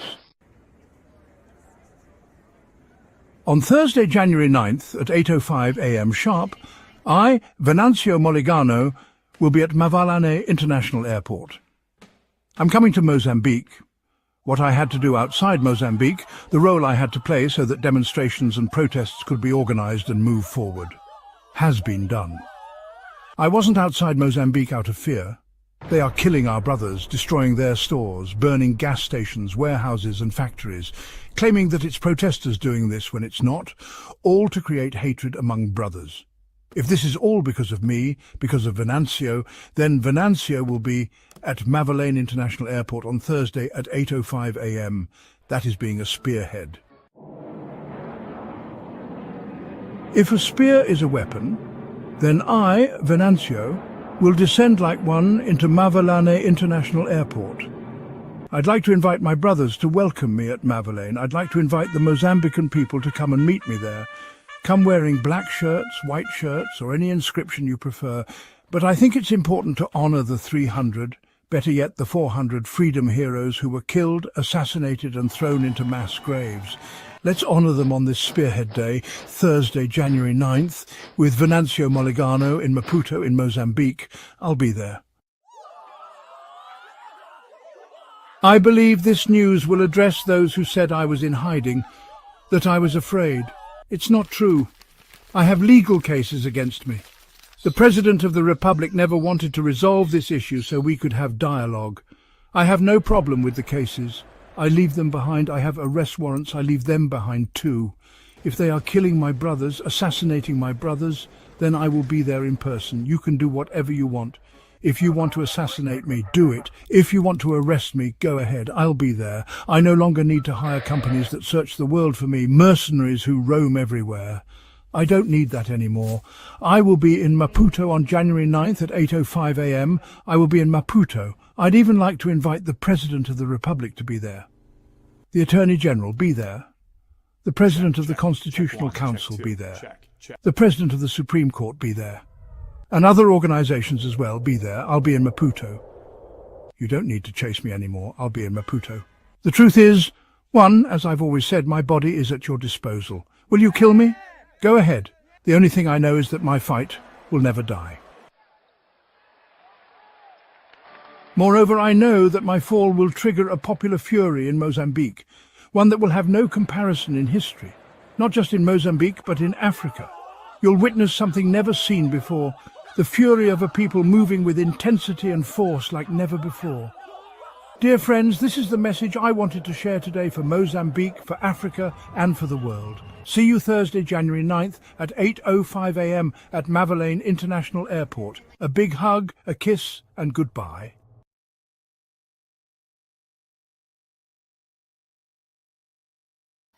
So, so we're done, folks. And, yeah, Nika, did you want to pop us and give us some commentary or question? So he's using a translator, is he? No, I did. Oh, you translated it? Yes, I translated it from Portuguese to English, yeah.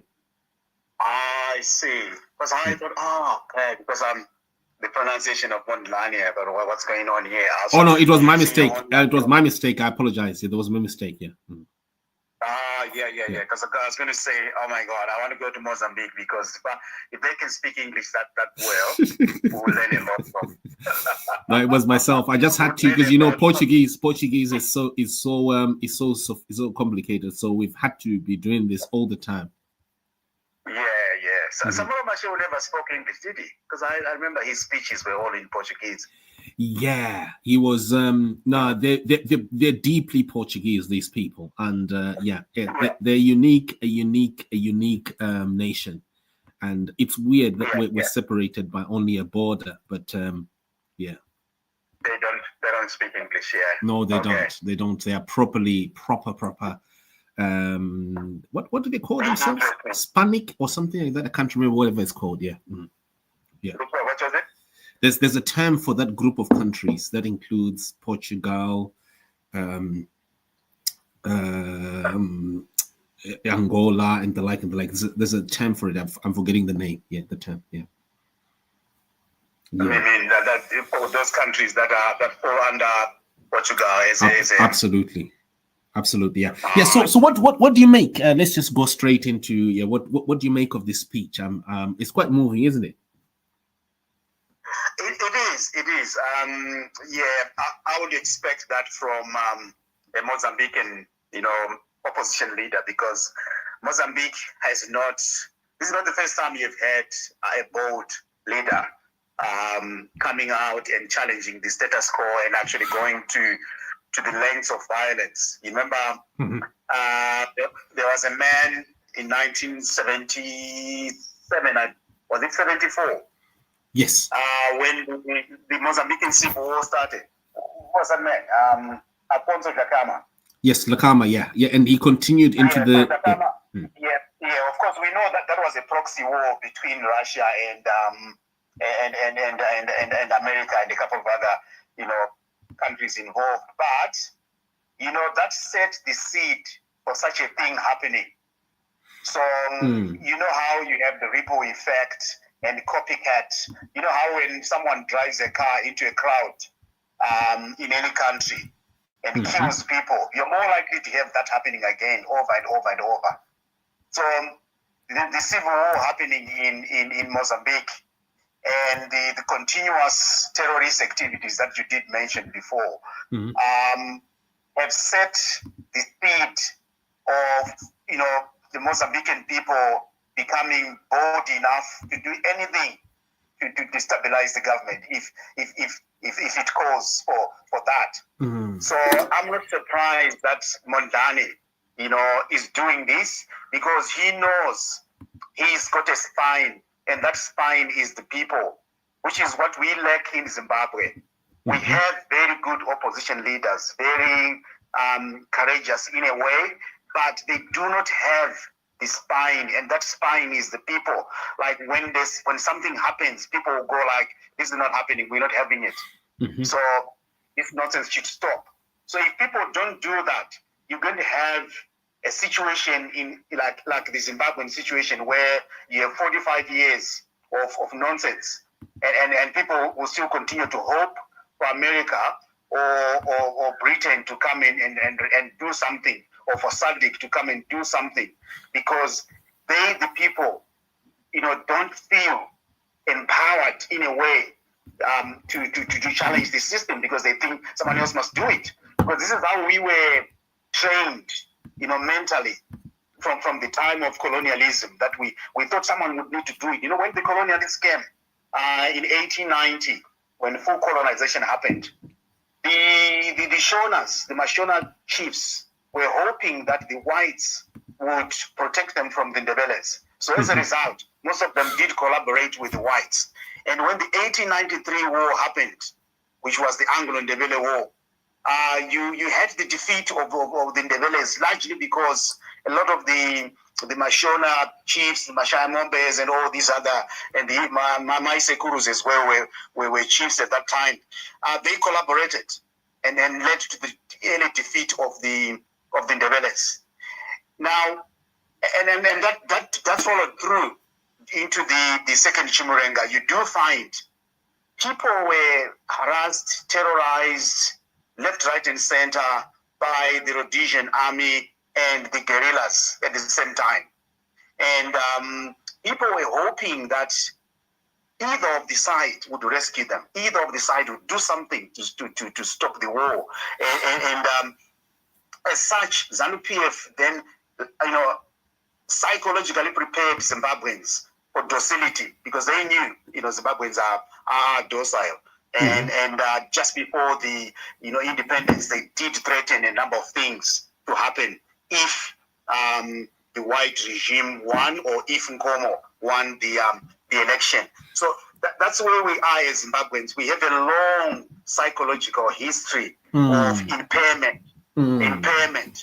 where something similar to Mozambique or something similar to Kenya will take a very long time. We need, a few of these incidents is happening where perhaps we might go for 2-3 days and there's chaos in Harare.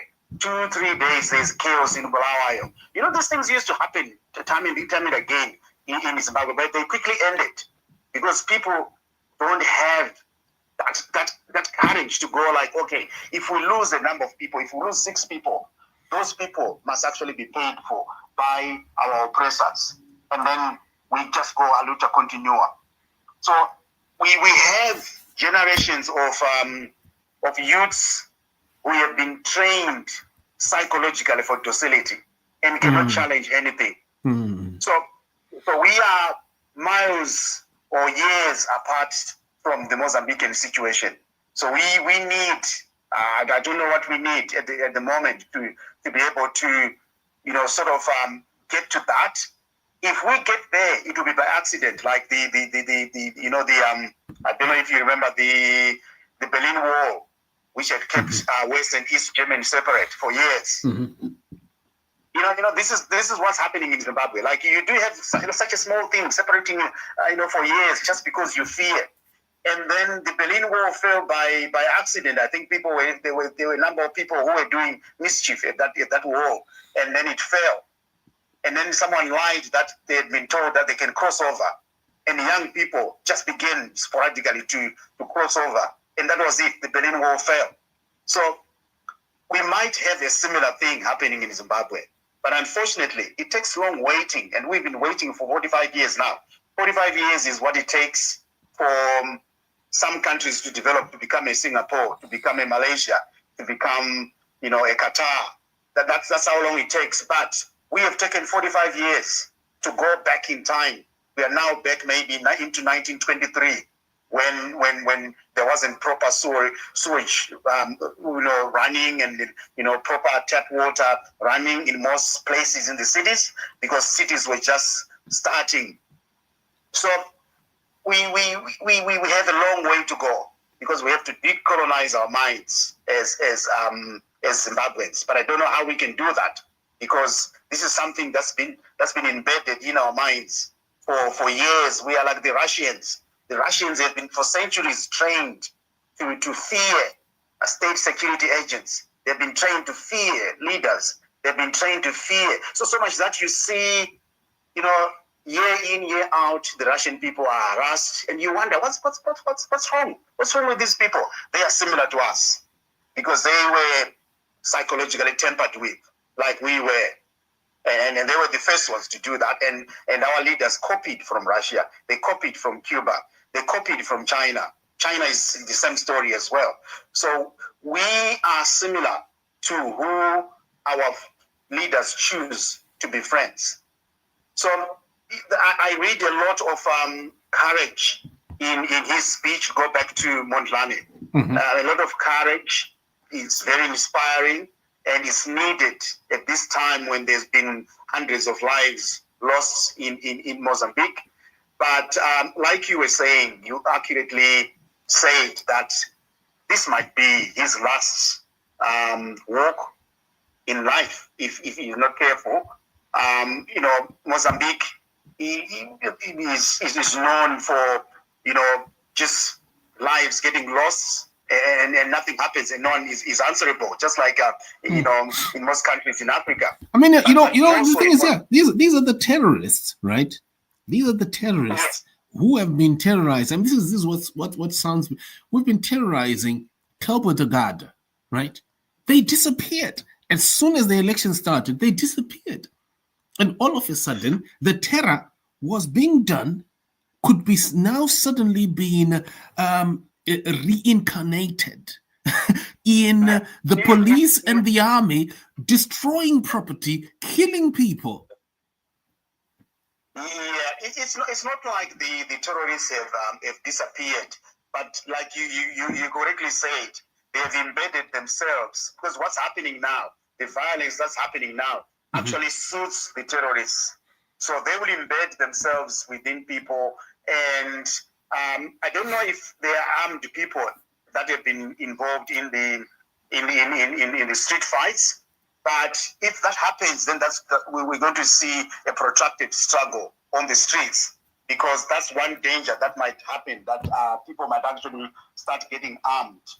And once you have armed bands of people roaming the streets, like I think it's in Haiti where you have that kind of a scenario where armed gangs control the streets. That is what you might have in Mozambique, because no one wants to lose control in Mozambique. Mozambique is such a strategic country, very important ports, minerals, and all anything that you can ever imagine. We have, like a Cape Town kind of a country. But so no one wants to lose that. So people are going to depend on this destabilization and try to establish some control. Zimbabwe has been a culprit as well in Mozambique. I'm sure you remember that. Oh, yeah, absolutely. Yeah, we have a large part to play in the chaos that's in Mozambique, because Zimbabwe doesn't want to be the lone wolf that is only the dictatorship in Southern Africa, other than who is this guy in Swaziland? Or what do you call it now in Swaziland? What's it called? Eswatini. It's only Zimbabwe and Eswatini that are left now, who are more like monarchs.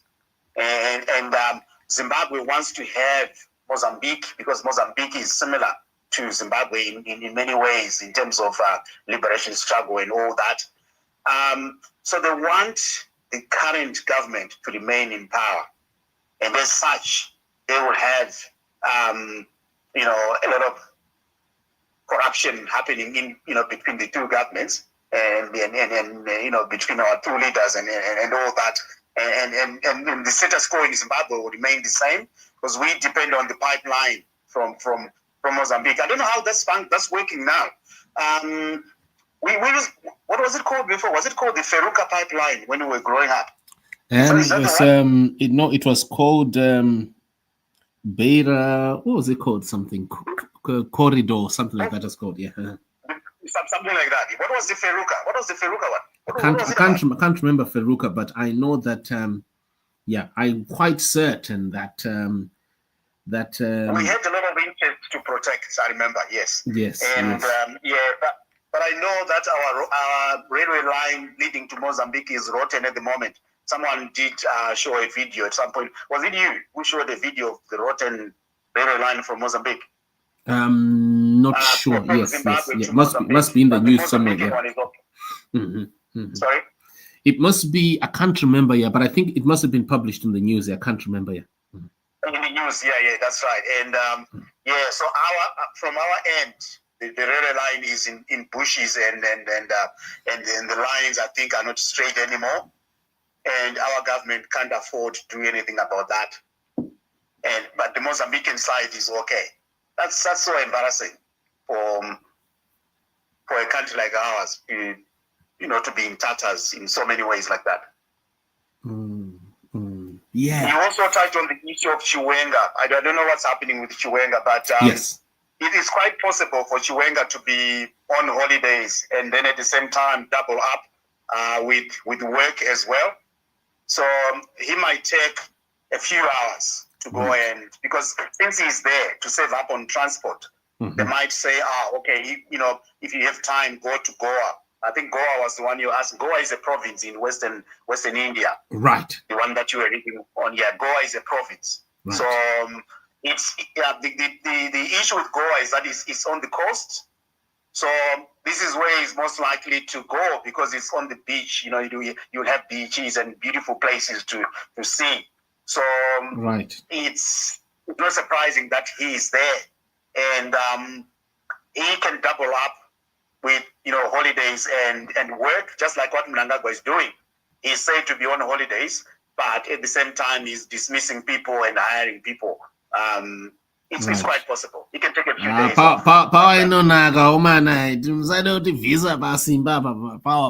Power is too sweet to go on holiday. Power is too sweet, and yes, they want to be seen to be doing something.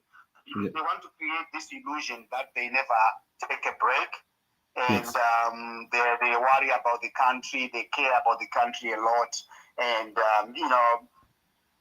which is stupid because for the last 45 years they haven't cared about this country, and people like Zimbabweans are having to broadcast from outside the country. You could be making your money in Zimbabwe. You could be, a millionaire mogul, news person in Zimbabwe. So yeah, that's what I think about the Chiwenga issue, and whether there is anything happening, whether he's actually been exiled or not, that's just stories that usually emanate from the Central Intelligence Organization. So at the end of the year, they build up a few agenda settings so that you guys can start talking at the beginning of the year. And Chiwenga will come back home, that's for sure, and he will be received at the airport, and we will continue to talk rumors and all that. You don't think something is boiling there? No, there's been lots of talk about that for since 2017, and we haven't seen anything happening. So I've stopped believing that those conspiracies about those conspiracies might actually be emanating from Chiwenga and Mnangagwa themselves as a way of extending their rule. Because the more they keep people talking and making people think that they're actually in conflict, the more they exert themselves on the people. Yeah. So they're just trying to create an illusion that they are, in tatters. But what they are trying to hide, which you and I know, Simba, is that we are in a military, we are under military rule in Zimbabwe. These guys have not withdrawn from the government. They took power in 2017 in sight of everyone. Everyone was looking. But what we haven't seen is them withdrawing from that coup that they actually instituted in 2017. What they did was to put a figurehead called Emmerson Mnangagwa. This is why they're trying to continue to have Emmerson Mnangagwa as the figurehead of the army to continue to 2030. So it's an illusion that we've been led, through illusions for years. So what about the statement by the ZANU PF chairperson, right, that you see there for Marsh West, and who is adding to the 2030 commotion, 2030 anti-2030 commotion, and to say that anyone who is dreaming for power, basically the Chiwengas, right, they must first drink crocodile milk. First. It's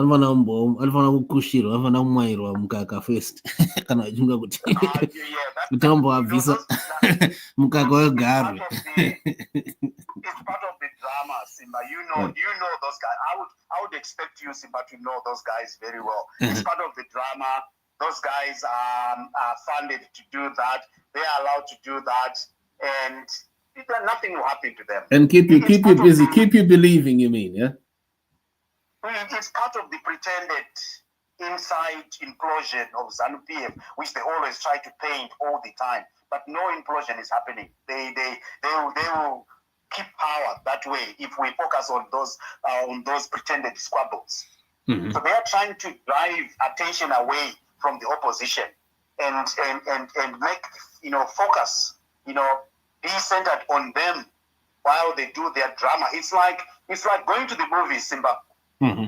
When you go to the cinema, do you keep worrying about what's happening at your own house?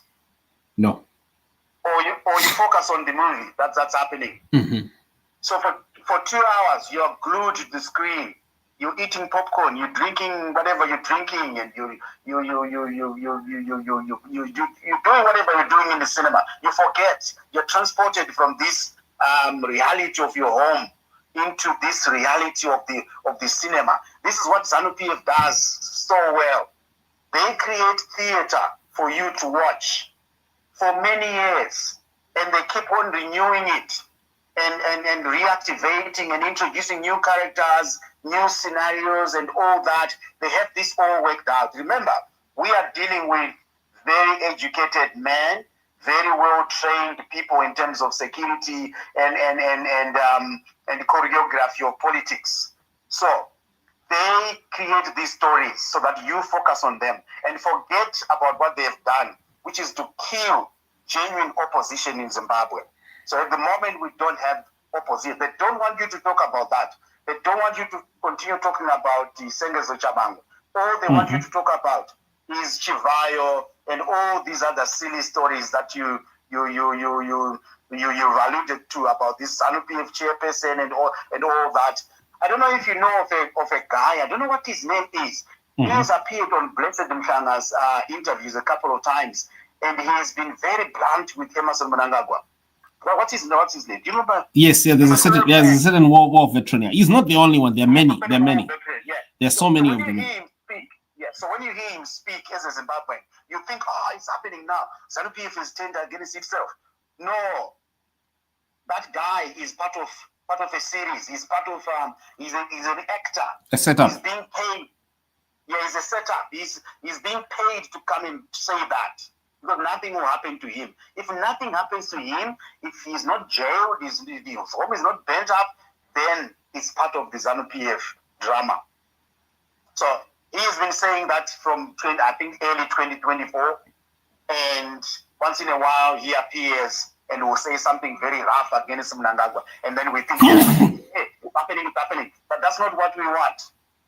We don't want ZANU PF to keep creating its own opposition.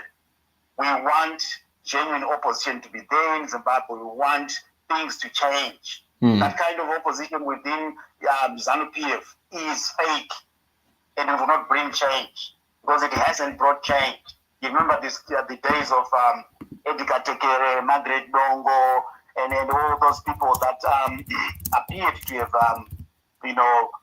moved away from ZANU PF, only to find that we were being led on a false goose chase. So for me, I don't believe these illusions. it's part of the drama created by ZANU PF. This is why they've managed to stay in power for 45 years. Because they know how to bend. They are mind benders. They know how to bend minds. And they can do it so easily because us Zimbabweans, we love gossip. We love, a story. We can take a fake story. We know it's fake, but we can change it to suit ourselves, to suit our pleasures. And then before you know it, it actually becomes true. It becomes real. And then you wonder, what's wrong with these people? This is how ZANU PF has etched itself into your minds and into your lives. And this is why you can't experience change. And this is why you can't have people going on the streets. Because we are focusing on stupid gossip, which doesn't help the country. So that's my take, Simba. I know you might disagree and you might think some of these things might be true. But how long has this been happening, Simba? You know, people like Chiwenga have been accused of espionage. I think a couple of years ago, was it 10 years ago? And he was actually arrested, him and the other guy. And we thought, oh shit, it's happening to Chiwenga. No one is safe now. But Chiwenga bounced back. He sort of bounced back in courts because he wasn't bouncing back. This was just a drama that they created. And he was actually voted to be a member of parliament again. And now he's back into his businesses. And now Chiwenga appears on videos ridiculing Zimbabweans. This and that,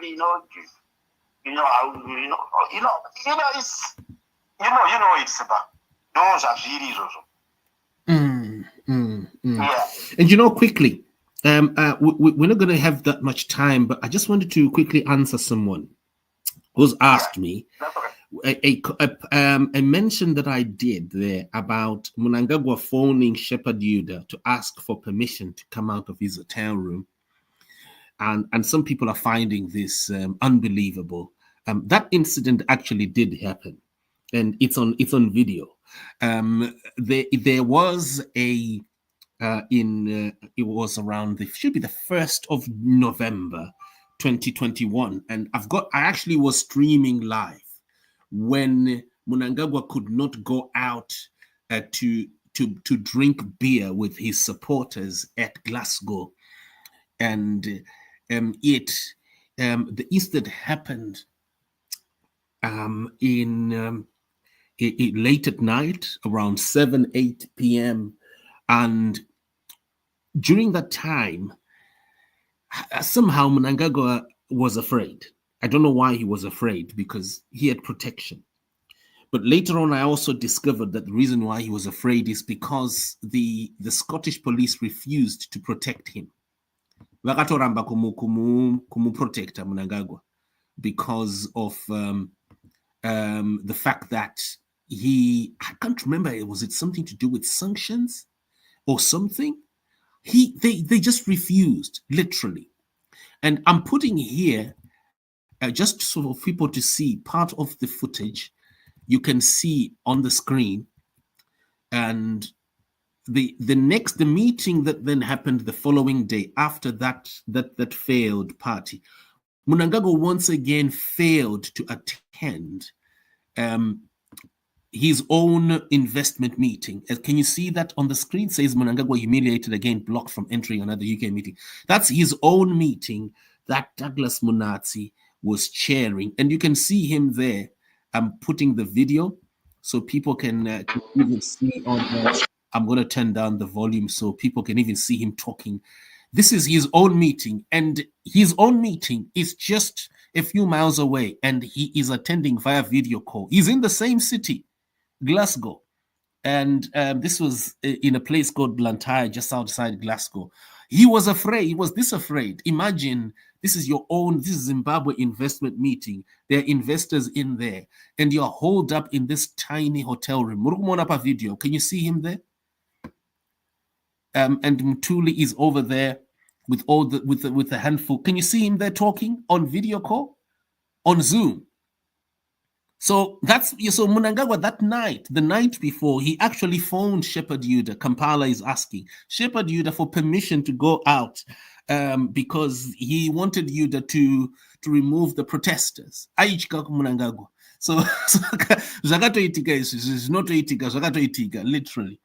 And so the next day he ended up not going to his own meeting. This time there were no protesters at all, but I think he was afraid once again that maybe the protesters would pop out and he would be embarrassed in the UK. So just so that people can see. Those who are on Twitter space, you might not be able to see the video, but if you click on the video link on the Twitter handle, also you see the video. It's actually playing right now, and you will see Mnangagwa talking on Zoom. Mnangagwa achitotaura ari paZoom. Chakachaya. Utadza kubuda kumenda meeting yako uri kutyava maZimbabweans kuti vaZimbabweans vanokurova masports. This actually happened. So anyway, where was I, folks? I just want to get quickly into our session because hey, we've stretched a bit this morning. We've really stretched, and I'm hoping that I won't miss this. I won't forget this. By the way, Venancio Mondlane. I personally, as I said before, I feel that the traveling you're going to go to Mozambique, I feel that, and I shouldn't talk about what I feel because in my opinion, I'm not allowed to have an opinion. But in terms of safety here, his own safety and the safety of the movement, inidangere hama yangu ka ndainomubata ndaimurongera mapurisa ndomusungisa asati akwira ndege. That's what I would do. If I was Valencio's relative, I would actually use the police, whichever country it is. I would just hire security guys who have got guns and they've got handcuffs, and they'll just handcuff him and just put him in a van and then just keep him in the country, keep him which country he is before he flies back to Mozambique. Because I feel that the Mozambican crisis, the Mozambicans need to complete this journey. By the way, there's a certain BT. I forgot to say this, and we're going to publish this shortly as I end this broadcast. Excuse me, sorry. I'm sorry for sniffing. My apologies. Just gotten a bit. I think I'm getting an allergy or something.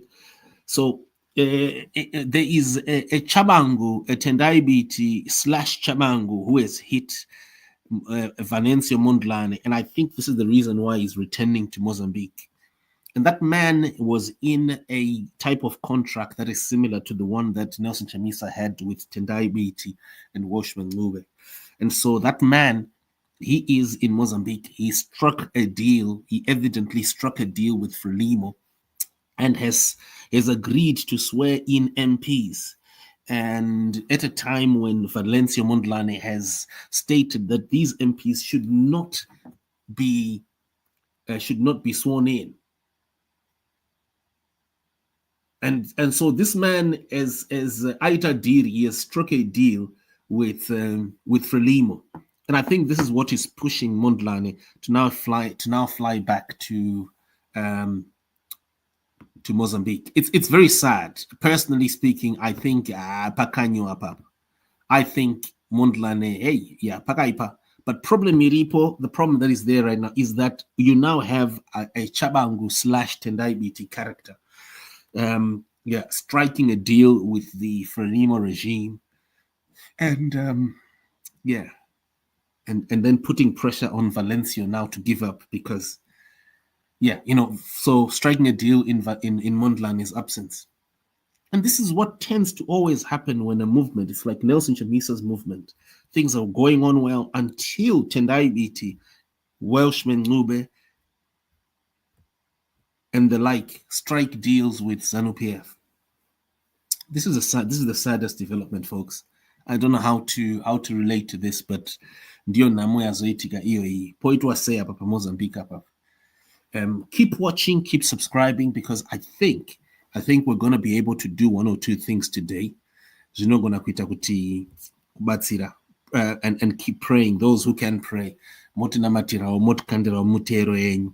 But kwaita Chabangu na Tendai Biti ku Mozambique vavhonyongodza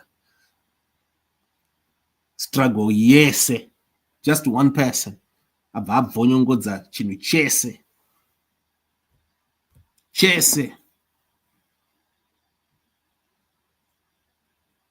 Project yes. Poitwa say apa wakumana.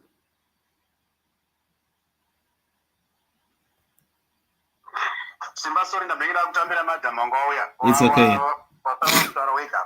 It's okay. It's okay. Yeah, I was just saying. Yeah, so there's the major reason why this man is returning to Mozambique, as far as I'm aware, is there is a Chabangu / Tendai Biti character over there who has struck a deal with the Frelimo government, and that's why Mondlane is going back to Mozambique in a rush.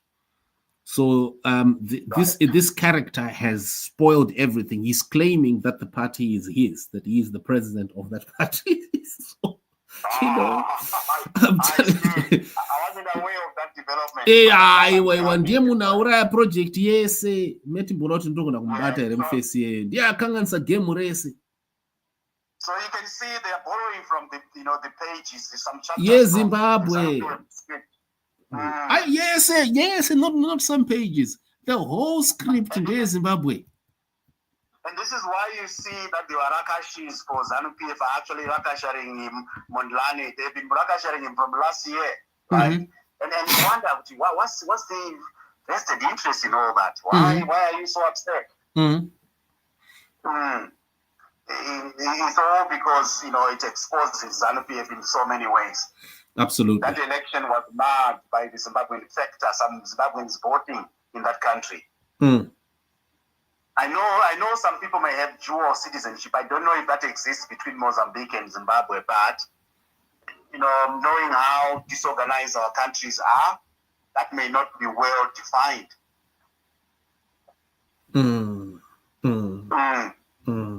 If you have dual citizenship, can you vote in both countries? I think it depends on the laws of each country, really. Yeah, I think it depends on the laws of the respective countries, and I'm a bit ignorant on that, on what Mozambique and Zimbabwe says. Yeah. So second, your problem, that's why Mondlane, Venancio is on his way.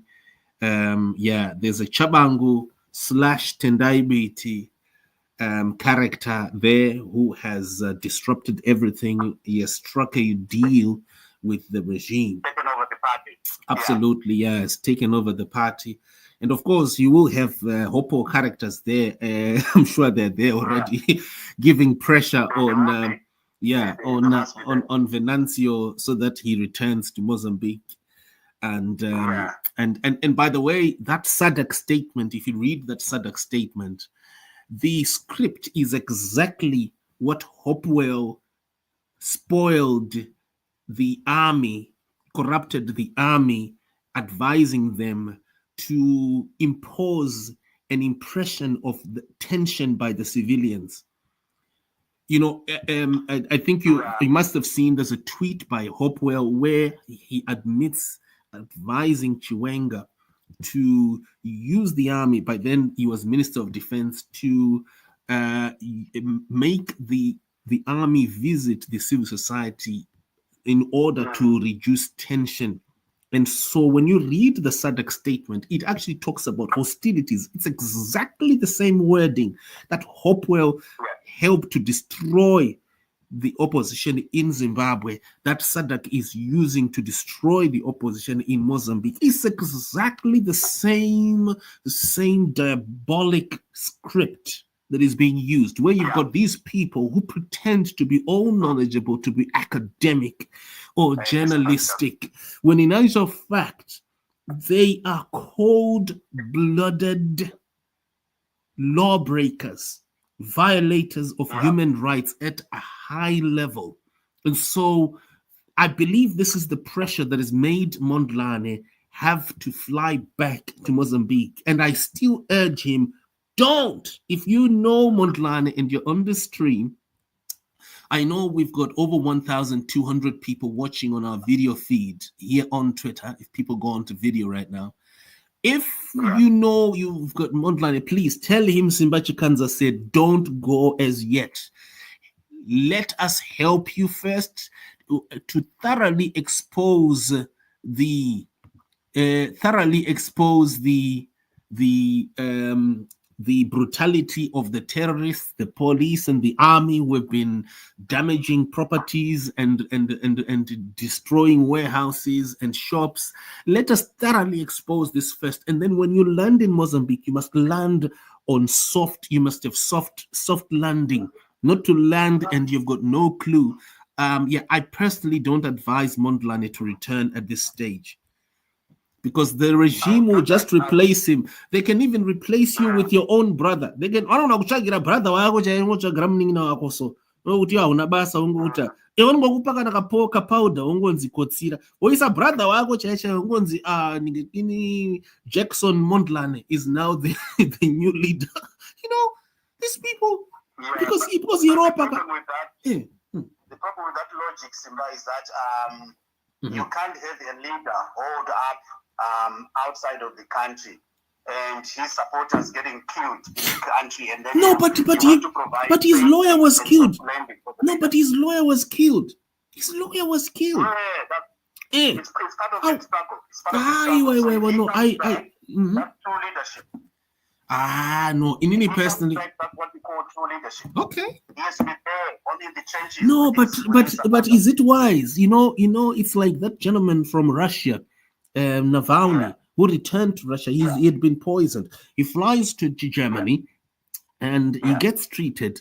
Now he flies back to Russia, just because there are elections. That guy should have stayed in the diaspora, right? Fighting on social media, and setting up. Not necessarily. He's the leader with people in the country, so he can't stay hold up. But it's not so bad, man. All right, was Shika. But was Shika, right? Look at Navalny. What has it helped? There's now a gap. There's no one who can fill the gap that Navalny was feeling against Putin. There's no one who's challenging Putin anymore. What has it helped? Because you see, this guy had campaigned, brand Rakornegra Simba Waona. And because Iwewe, you are a central figure in the struggle. Yeah, but if you think back in the times of Nelson Mandela, Simba, they didn't run out of the country. They got arrested on the streets and jailed in the same country and stayed in jail for 27 years. When he came out, as the president. So but the Mandela who eventually came out of prison was no longer the real Mandela. Do you agree? That Mandela was now whitewashed. He was no longer the real Mandela who was a revolutionary.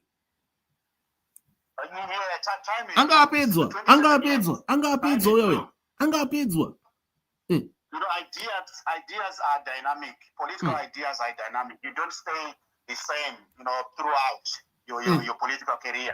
You change. You make compromises. You grow up. You begin to see things in a new way. So I think the same happened with Mandela. Yes, that's sorry, Simba and Nika. To be honest with you guys, Europeans are not, sometimes they are not as evil as us Africans. Do you know that? The Mandela case, yes, of course, let's just use the benefit of the doubt to say, okay, we are talking of one Mandela, but those Europeans do not have a heart that these looters have. The heart of looters is about killing, because why they are killing? Because they know that once they lose it, they lose it. And their children are going also to be affected, right? They are going to be traced and wherever to say, we need this thing, right? We need all those resources that you are taking. So be careful. Sometimes you don't just have to say, no, I am courageous. No, I want to talk to these African leaders and so forth, and let's have a negotiated peace settlement. You do peace settlement with who? Africans are more evil. They want to kill so that their children can inherit, right? Get the intention of everything before you can just conclude and come to a conclusion to say, no, I'm going back, right? Yes, of course, he's saying, no, if they kill me, we are going to have this protest and what. But by the end of the day, who is going to be the winner? It will be the terrorists who are going to be the winner by the end of the day. I don't think there's going to be any protest. If this guy is killed, there won't be any protest. I don't think if there's any protest, I don't think it will last 2 days. What do you think, Champion? I think that will be the dead. That is how when Herbert Chitepo was killed, the struggle ended. Go ahead, please. You know, I know that the problem with us Africans is the moment we have built a brand and we think, no, it is where I am now. Do the right thing. Don't ever trust a terrorist. Don't ever trust an African looter. An African looter is more dangerous than anything else, right?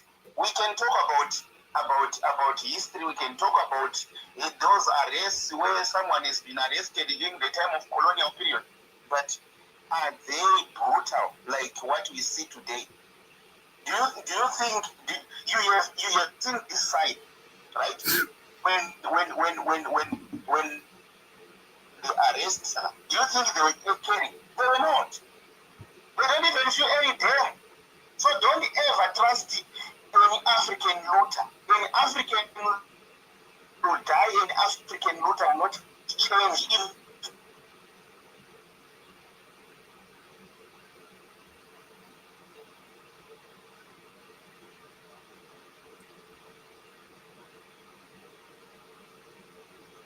I think I've lost you.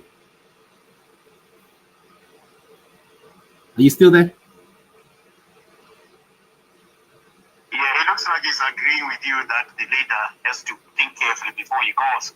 Yeah, and you know what? Are you also forgetting that, you know what?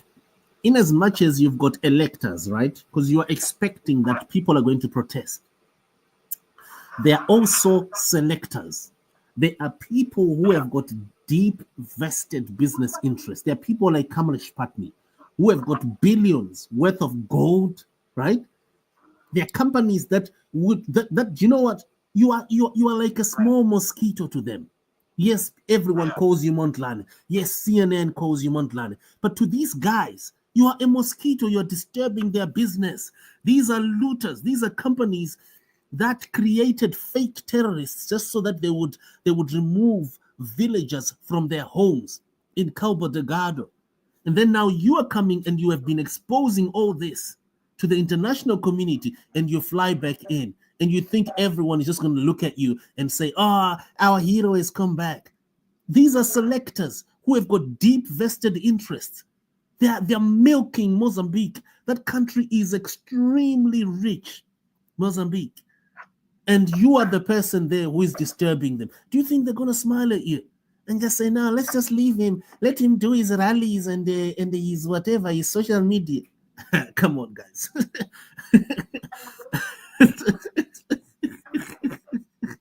Niga.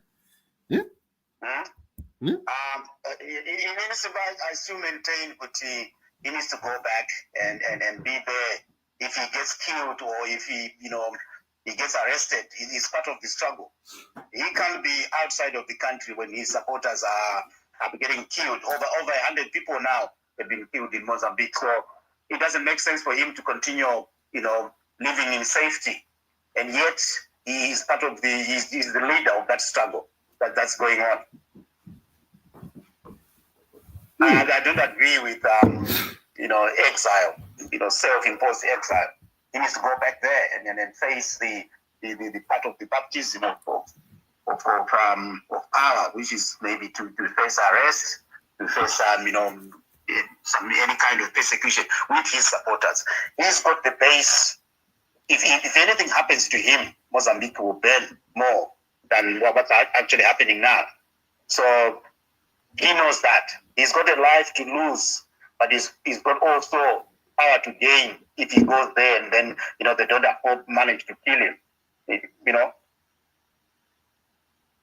I still think he has made the right decision to go, but you may be actually saying what he's actually going to do. He might not actually go.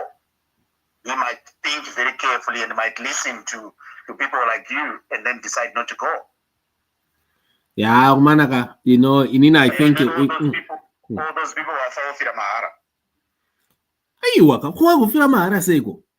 The people, you know what? People are not dying for Mondlane.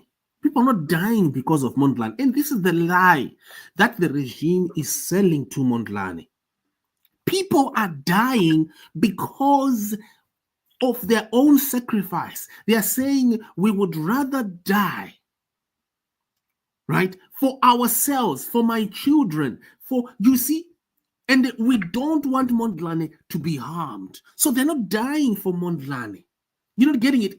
When people die in Zimbabwe, hold on there. When people die in Zimbabwe, they're not dying because of Chamisa. There's this nonsense that Chamisa started believing. That statement, Yekutanzi, I don't want to walk to State House on dead bodies. That is nonsense. You know what Chamisa and everyone should actually be saying right now is, look, we are already standing on dead bodies. So what's now left is for us to walk into State House and take over State House, right? So my point at the end of the day is, when you're in the state that Mondlane is in, people are not sacrificing because of Mondlane. No, this is what every person who went to the ballot box to put their ballot in there, they didn't do it for Mondlane. They did it for themselves. Yeah, but they do have a leader. Yeah, but who said, which rule book says the leader has to always be there, has to be there in the country? The country is being run by Cabo Delgado terrorists. We're lying that they are terrorists in Mozambique. So you need to be wise. You need to protect yourself. It's just like myself, Simba Chikanza, today. If I decide, no, I'm going to die with I'm going to get down in Harare tomorrow, and I want to do news with my people. Come on, is that being clever? Yeah.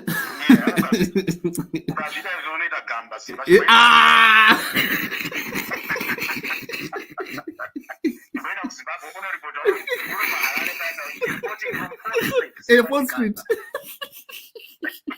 I'm confronting Mnangagwa live. I'm already confronting him.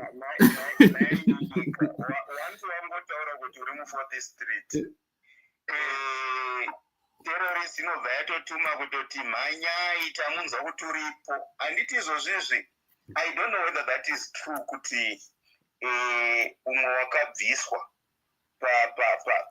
pabasa wakabvisirwa nyaya yekuti pakapinda passenger 34 akasaripota kuti passenger 34 wapinda. Whether that is true or not, I don't know, because I can't confirm anything. I was not there. But if the rumors is to be trusted or to be believed, right? Wakuona manje nyaya kuti iwopo unoripota kuti uri muna 4th Street, handitika vanotomhanya kutoti mukomana wekuti budisa pagod mafia wauya, mhanya mundobata, right? You have seen what they have done to this Rusere guy, right? We are ndokumbira mzamutore wasn't fake. Anyway, taura yenyu but I know zvekufeki hwake this and that, but ndiri kungokupa as an example. Ona handiti ona zvavanoita handitika ndo zvavari vanhu iva.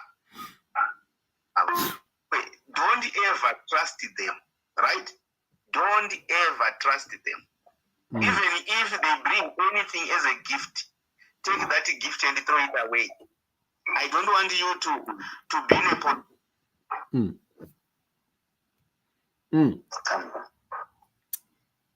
Yeah. No, as you're saying, champion, yeah, it's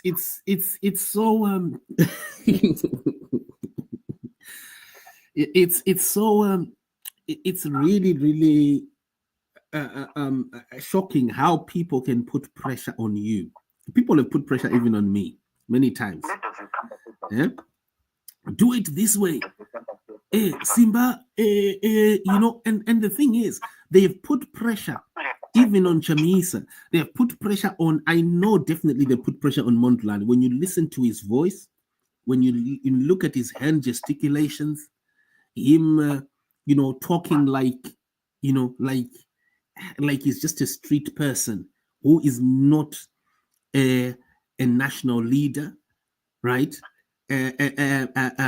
Telling people, oh, I'm coming, I'll be there at 8:05, and all that. Come on, and that nonsense. There are people who have put pressure on this guy, who are making him feel guilty. They are guilting him, making him feel, oh, people are dying because of you, so come back. Guys.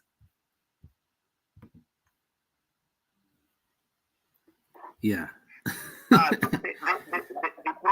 problem is we do have got people who are thinking like what my brother is thinking here, to say, you know what, you are a hero, this and that. Sometimes, yes, of course, you are a hero, but look at it in a way that, right? Look at it in this way, to say, all right, you can see you have grown your brand. Now you are a national figure, right? But you haven't attained power. What is the approach? The approach, don't even support these regional leaders who are supporting enslavement of Africans, while outside there they support Palestine and so forth. Don't. How can you listen to people who are hypocrites, right? How do you listen to hypocrites? At one point in time, they are telling you, "Oh, we are in solidarity with the people of Palestine." Now there is dictatorship and enslavement of Africans. They don't speak, right? And you listen to them; they are telling you, "No, we have to exercise restraint and caution, this and that." Restraint to do what? When those who loot, they loot with restraint. What causes you to reach to a point where you don't understand that? Don't ever trust any looter, because any looter is motivated by his interests, right? A criminal is also motivated by his interests. So if you come to a point of understanding and trying to accept that, okay, these guys, they are trying to tell me this and I do have to agree with them, you have lost it. I think there is a nice case study. 2008, all of us were here, right? Right? I know that most of the people, they will be saying, oh, but the economy was fine and this and that. And what did you get? Right? You just tricked to join them so that, you know what, you finance them indirectly.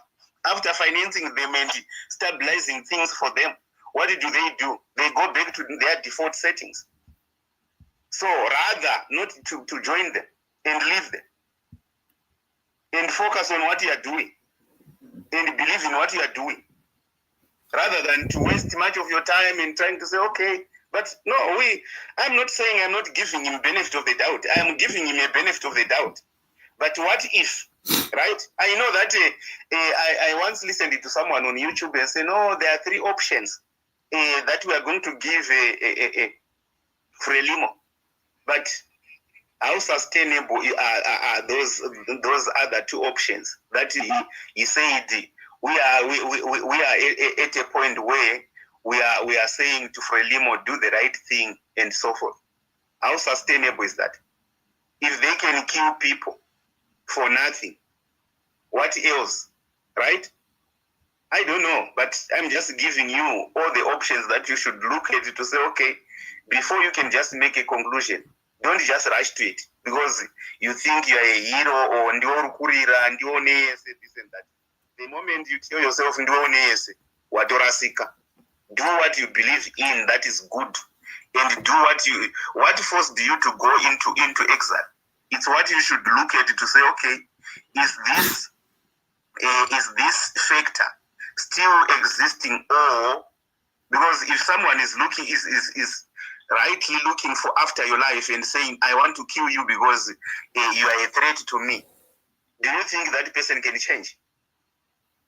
Ndiwani unochinja moyo wemuntu wamwari zvimwe zvinhu munhu unofanira kuti uone but what Nika is saying here is that Mondlane must be in in Mozambique, because the struggle should not be about him. It should be about anyone. So anyone should be in a position to lead the struggle. Otherwise, it becomes a cult that's led by only one person.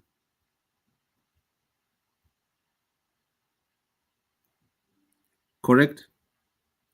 Nika? It can be that, but it takes time to build political capital, like for any leader to become, recognized in any struggle. You don't just mushroom, like that. It can be possible, but you don't just mushroom. Leaders, are groomed over time, or groom themselves over time. So the political capital that Mondlane has, maybe no other person has, similar capital to be able to command the masses, to have the authority. You gain authority, you gain respect, just like no one has been able to fill up the gap that was left by Chamisa. It's because Chamisa was not an overnight story.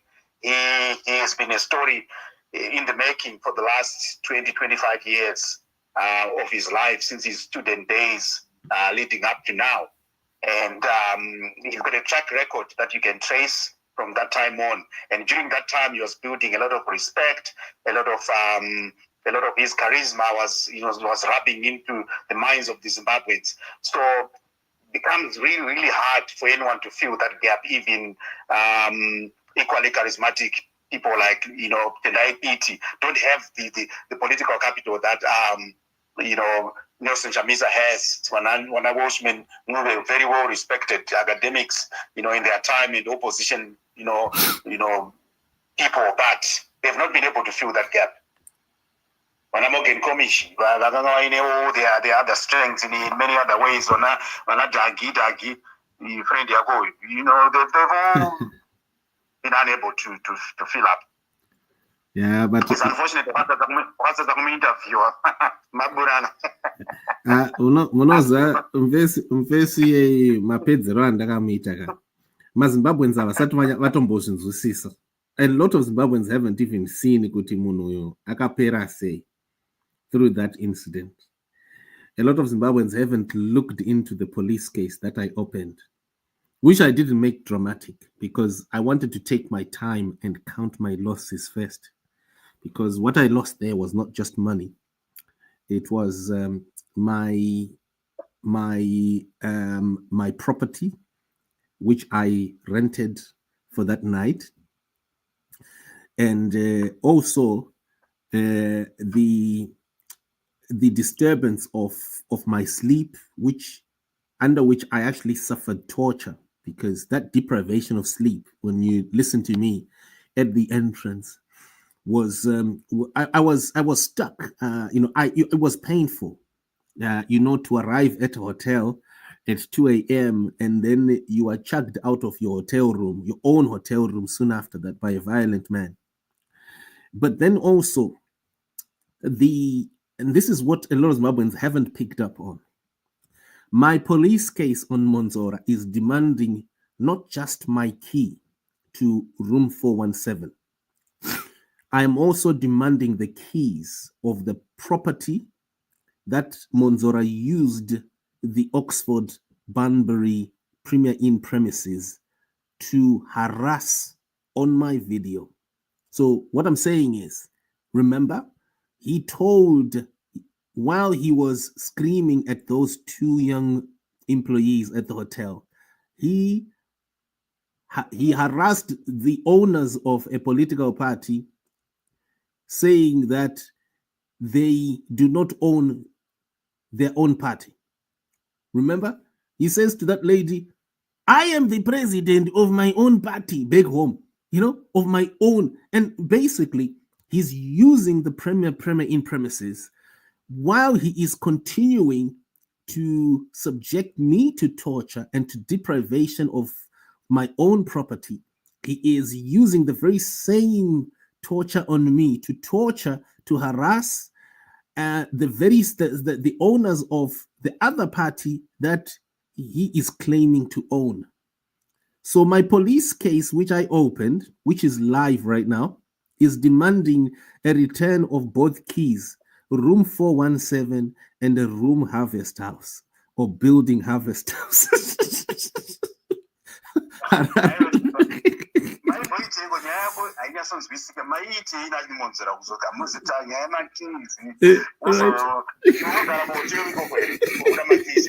That is important. You know what? That's an important question.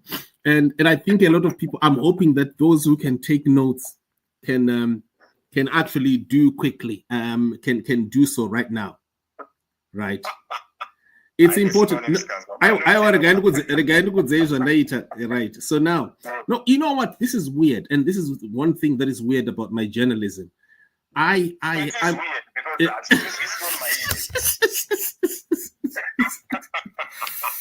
Kuti, you know what, right? Yeah. So quickly, ask me that question again, so that I can actually reply you in less than a minute. What was happening? Right, so I'll be quick on that. So, in simple, we were on our way to an interview that Douglas Monzora and a female friend of his, who confessed on that night that she was a trained CIO called Agnes, had asked me, because they had been calling me for 2 years, asking me to interview Douglas Monzora and give him space. Apparently, they wanted to use my platform to address Nelson Chamisa. And so, for the first time after 2 years, I agreed to meet Douglas Monzora. And then we had met at Banbury at 9 p.m. We were late. We were supposed to have met at 7 actually. But Douglas Monzora delayed because somewhat he just delayed. And so we were traveling from Reading, which is near London, all the way to Manchester. And then what happened was we got stuck at Oxford because there were no more trains. We got stuck there. We needed just to house ourselves in a warm environment for about 2-3 hours, from around 2 a.m. to 5 a.m. And then we would get the first train out of Oxford yonder to Manchester, where I had booked my own hotel, and then where I would then interview Douglas Monzora before he flies back to Zimbabwe. And that is when we got to Premier Inn, Douglas Monzora was unstable. He verbally and racially harassed the 2 Premier Inn staff members, telling them that they cannot speak English properly. And then soon after that, after I had booked a room for Douglas Monzora and his friend, and his female friend Agnes, which was room 217, and I was now booking 417. I had gone downstairs to book 417. Monzora stole my key, had stolen my key from room 417. He was weird. I think he was on drugs or something, or maybe that is his character. But you know what? That was my first time meeting him. But then the way he treated me on that night, right, and the way he treated the Premier Inn staff was somewhat similar to the way he has treated the Harvest House staff members of Nelson Chamisa's party when he seized Chamisa's party, illegally seized Chamisa's party violently using the army and the like 2 or 3 years before. And the way he behaved was exactly what people have seen him on video. And he did that to me in the United Kingdom. He illegally took my key to room 417, right? He went up to my room. By the time I got there, he was already in my own bed. And then he violently chased me, trying to physically assault me out of my own room. And so that is when he then went down straight to the reception area. And that's where you see him on my video. That's when I started filming. He then started demanding that I be locked out of my own room. And you can see on video the Premier Inn staff members saying to him, "You are the one who's going to have to leave because we don't know you. You're not a client here." And so quickly, the way, and then soon after that, I was subjected to physical, deprivation of sleep at 2, 3 a.m. is equivalent to torture. At the same way you see Womberaisha Nende, the Nelson Chamisa activist and counselor, lying on the ground after being tortured. It was almost similar to mine. I was sat there at the reception area, in so much pain. I can't go back to my own room. And I can't go into room 217 because there's a woman there who is Douglas Monzora's own friend. And she's also someone who has confessed that she's a CIO. I'm a journalist. Goodness me. And so here I am. I was stuck. So I lost on that night my sleep. I was in pain. I lost my peace. And I also lost a lot in terms of money. I lost my room 417. So up to this day, my police case against Douglas Monzora demands the return of 2 keys. My root key to room 417, which is my room, and the key to the Harvest House building that Douglas Monzora used the premises to harass the owners of that property and that party when he claimed that he owns that party. That very clearly he illegally seized from Nelson Chamisa and the people of Zimbabwe and the majority people of Zimbabwe. And so through my suffering, through the torture that I was subjected to, I managed last year to open a police case which demands the return of 2 keys, room 417 and the room Harvest House building. Does that make sense now? Does that make sense now? I mean, you know what? But to be frank with you, it looks like as if I'm so intelligent. I'm not. My brother.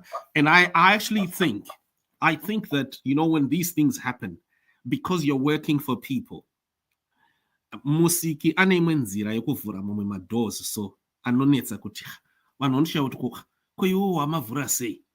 How did you manage to organize, like in the other scenario of me with Chabango at Crown Plaza at a hotel? How did you manage to do that? How did you manage to run Chabango's operations for 3 weeks? How did you manage to talk to Auxilia Mnangagwa on video? And some people would think, Simba Chikanza must be such an intelligent person. Do you know what? I'm being frank with you, folks. I'm not so intelligent. I think when you're working for people, when you're trying to help people who are suffering, there are certain doors that are opened that you don't even understand. How on earth were these doors opened? Like what I did for the people of Zambia, it wasn't my intelligence at all. It was, these things, I think they just happen when the humanity,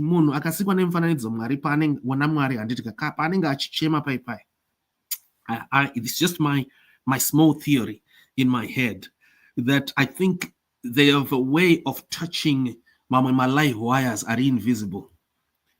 And it like magic, so my sports auto itika so nyika famba. And another one, by the way, you asked me what was I doing. Are you aware that there's another case in the UK again? This one has been won at court, relating to 25 million that Welshman Ngube looted from Matabeleland women, lying to them that he is purchasing properties for the women retirement homes for 550 women, when in actual fact he was using that money to disable Chamisa's party and buy properties for his Welshman Green Party. There is a court case that has been won at Manchester between March and June last year. 2 court cases. And a judge called Justice Isles. You can Google it. An organization that was called Qoki, Qoki. That Welshman's publicist called Jimicha Safara, who is Ndabanuku, who calls himself Ndabanuku, but he is Jimicha Safara. He is the boyfriend of a woman called Situle Chuma, who collected this money, lying to Matebele women that they were purchasing retirement homes for them. And for over 7 years, they collected 25 million. So on the average, 45,000 US dollars per person. And this money, Welshmen used it to disable Chamisa's party. And there's not a single title deed that he bought for those women. Not even a single, not even a small square meter. So that's how much thievish Welshman Nube has been. And so this other one here, I exposed it also on Zimai. And it was this case lasted me about 2 or so years to expose. In total, it was really 3 years. But as we speak right now, there are over 30 refunds that have been done on the women, on my victims, and they and then 2 court cases have been won in the UK. And there's more that is happening. But folks, I think all these developments, they give me confidence that if people really focus, honestly, with something as weird as Auxilia calling me on video, something as weird as me being able to, for the first time, open a police case to recover the keys of Harvest House officially and legally without using any politics. I'm convinced that there is more that can be done. Even if people can get the keys to Harvest House, surely there should be a way then even to get the keys of State House. But I think people are just not ready. People don't believe. This is just my weird thought. Anyway, Ndataurisa, you asked me a question, Nika. What were you doing at Oxford with Douglas Monzora at 2-3 a.m. We were passing through Oxford, and I wasn't even aware that things were going to go that far, that they were going to go that west. But you know what? Weird stuff happened there, and I now have a right to recover not only my key but also the keys of Harvest House through that weird encounter. My encounter ese ndepa mahotera, and I don't know why kuti ndepa mahotera. Yamudenda ngere pa hotera. Yachabangu ndepa hotera. Yamonzora ndepa hotera.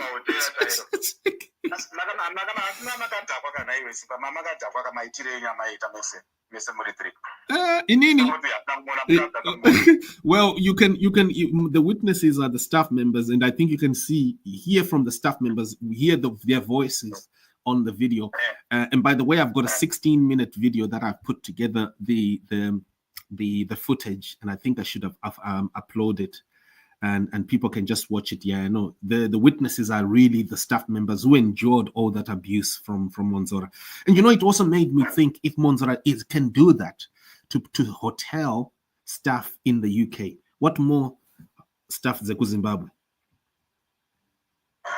Maybe because Zimbabwe I store over and he just gets away with it. Yeah. Maybe what provocative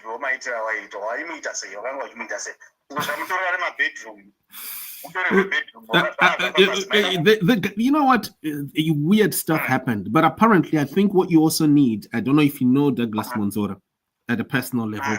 So I managed to have a space with a few of his colleagues later on who actually confirmed that is his character in real life. The only difference is that for the first time, people can now see him on video. Yeah, for the first time now. Okay. But anyone when provoked can react like that, Simba. Sorry? But anyone when provoked can react like that. If you do you know? Are you trying to use the same room to interview later? No. I made it very clear. He went into my room. Akabak Makiam, he stole my key and he went into my room. Douglas Monzara was. I don't know. I've never met him before. That was my first time that I'd met him. So his character was new to me. So I can't say he was doing it out of drunkenness, but he actually did steal my key. And you can, when you watch that video again, you see the women are telling him, the staff members are telling him, if anyone is going to leave, it is you. It's going to have to be you. And they even tell him, look, who are you? You're not a client here. He was weird. But not just that, you also hear the staff members screaming out and saying, look, this person insulted us. This person harassed us racially. And he's not even British. And yet he's telling us that we can't speak English properly. By the way, the young ladies are one is from Eastern Europe, the other one is from Asia. So they did feel offended when he harassed them, saying that they can't speak English properly. Yeah, and then also was making demands to them to remove me from my own room. Baba Beta, Baka. I mean, but in the case of for the first time. But I'm sure you sorry. But Mama Maka from before. I can't see for 2 years he's been calling me into the own interview. Because I don't know but somehow, do you know what? Maybe the same way that Auxilia called me on video, maybe the same wind, right? That made Mnangagwa's wife call me on video that day, right? Is the same wind that made Monzara to come into. Have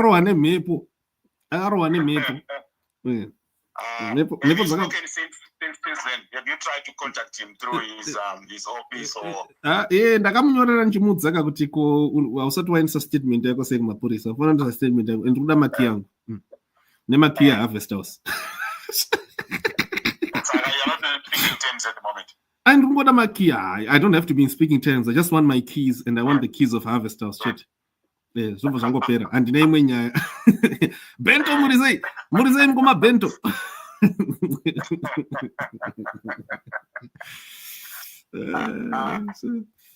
No, you know, it's just yeah, these are the weird things that happen, man. But I think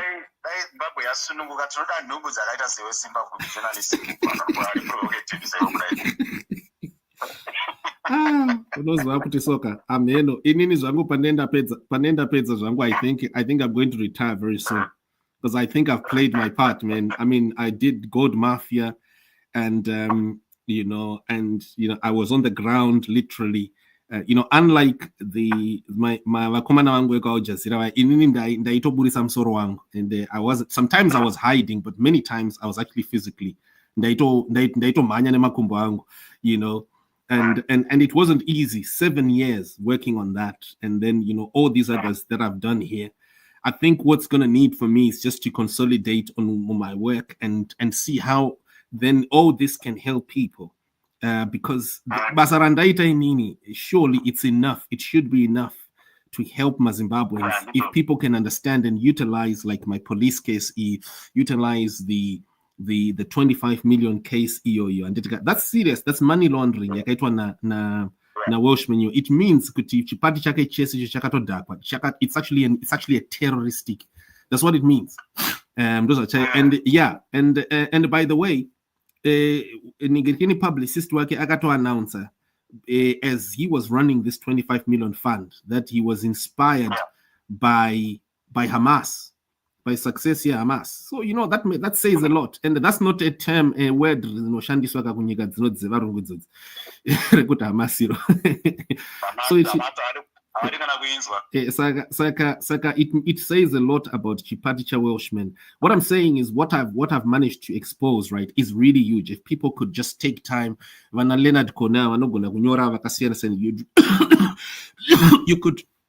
you You could do stuff, man. You could really do stuff and help our people. And yeah. Yeah. So, pane video yachivayo achibosta kuti ndege yati haisechwe vano havapinde through immigration. A lot of people pa-X apa vari kufungidzira kuti akushandiswa kuita gold smuggling, gold mafia yapo yakambonyora nezvaiyai. Chimbotoitira futi imwe investigation toona kuti chiri kuitika ipo papa. Do you have any information at the moment kuti chiri kuitika ipo?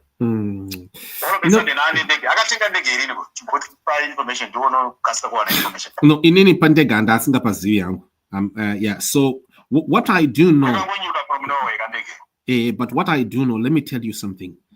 Wicknell is not just a runner, right? Some people just say he is not just a runner. He is a thug himself. And of course, yeah. So when you listen, when you yes, so Wicknell doesn't run for ED alone, right? This is what people don't understand. He also runs for some of the biggest thugs on earth. Okay, and one of them is a convicted money launderer, Anonzi Joseph Maka or Taji Maka.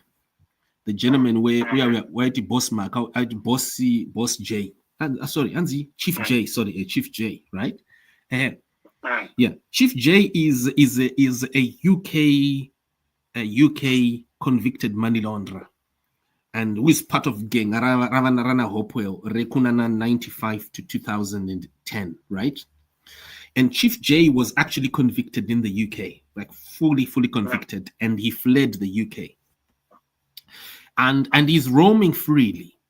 You need to understand, Vana Chief Jose Vaeka, those are not small money launderers. Vaeka, ndozikara, the money laundering. So when Wicknell is traveling around, it's not just for ED. You need to understand that. There are so many people that he does running for. And I mean, it's filthy money. There's no doubt about it. And I just don't know. And what I feel pity for Wicknell is this. Panongondi series sacheteni, right? Depe kuti Wicknell. Ne mari dzano baidzidzi. Ne mari dzano tendredzedzi. Atadza kungotengawo just 10 masolar panel. 10 chete masolar panel. We challenged him 2 days ago. No, chingotengawo 10 chete masolar panel. Wesa papari. Mamuwesa ku Pagwanda Hospital. Those no dinetsa izo kuti mweya wacho na wakaita say what type of, yes, you can be stealing. Anditiga, right? There's money that we won't be able to trace here. But Chimboita was something for the community. Not kutenga mota dzinengozi. If you buy a car is like a gun. A car is ukatengera munhu mota hauna kumbatsira. Destroy. But if you buy a solar panel, yeah, for instance, if you buy a wind turbine, you can generate electricity, you can sustain hospitals, you can sustain schools. So ndopa nongondinetsa ipapapa kuti munina Wicknell kana uri kuteerera zvinondinetsa kuti uri kutadza kupaona ose ipapo. Inini I think but you wakaita investigation ye money laundering, kuti kana iri mari ye laundering to clean what that way. You need to be seen to be giving cars, and then Maria just put your spend on cars, but inenge yachenekwa that way. So zvekuzopa zvine musoro zvekuti vanhu ma development projects yacho haiite because inenge iri mari iri dirty kai, dirty money kai. So for accountability purposes, nekuramba yakangova kupiwa kuma-bogus yeyo, car dealers waya, who knows ma-car dealers waya ndivanani. It's part of the same story that we deny panapa.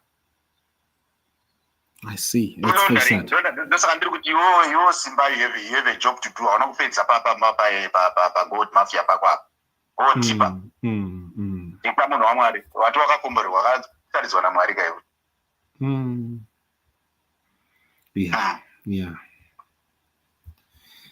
Yeah, cry my beloved country, as they say. And I think what's worse is vana vadika vanenge vachitofunga kuti tabatsirwa. Oh, anzi wikne watitengera mota. Ona vana macheso and the like. What is that? Mota ndo the most useless thing you can ever have. Uchingobuda mugarage imomo yato depreciate value. Ndo chinhu chega chekuti ukachitenga chino depreciate. And unomboza soka another thing also. If you were someone like that, you would rather set up a manufacturing plant or an assembly plant like Willowgate with the kind of money that Mfanoyo had, right? And even a training or a place where cars can be made in Zimbabwe. Rhodesia, Zimbabwe has got that capacity to even manufacture from scratch. And do something like that. Yeah? Simba. Iyo mari yakadari haiiswe development projects because havadi kuti ichengetwe muma-assets enyika. Because vanosvika kuti kana makazobva mupower mari hakwanisi kuiwana. Saka vanoda kuti mari igare iri mumaoko mavo. Right. Kana vachiibhenga kuma-countries kokuti kana zvikashata vanongoita zvaita vana anonzi passenger anu uyu chikonanzi anu uyu pana uyu musiyayo aenza uyu kuda kumboita president ari kuSouth Africa. Yes, passenger anzi 47 passenger passenger 47 anonzi andikosara Tyson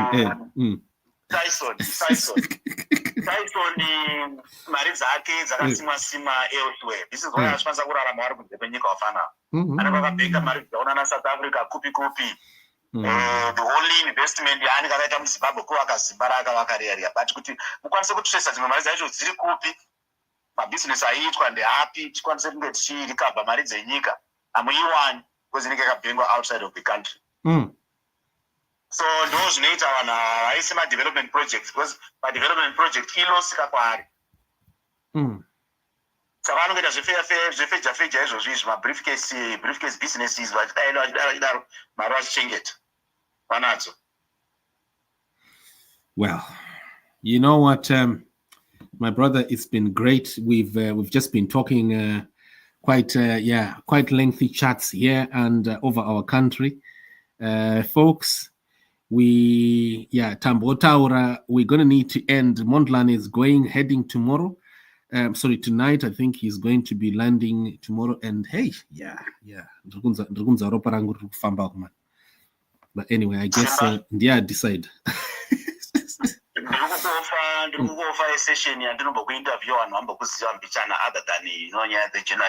Yes. Oh, definitely. Anytime. No, I don't know when you're ready. We can definitely plan that. Yeah. Definitely.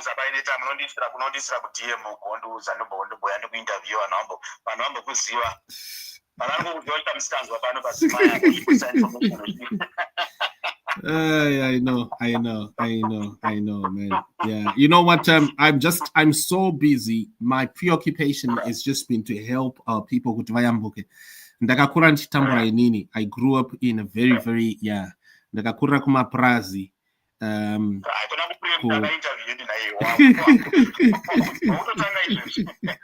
I get you, brother.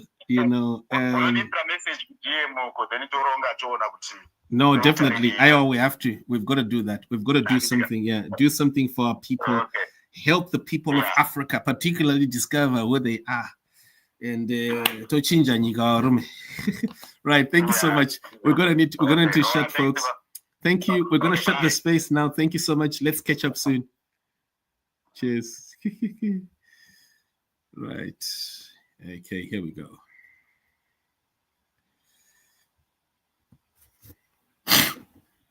Right.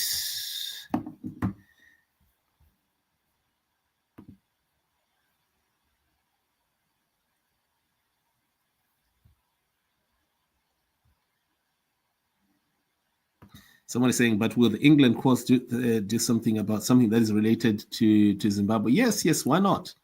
They've already done it already. Anyway, here we go, folks.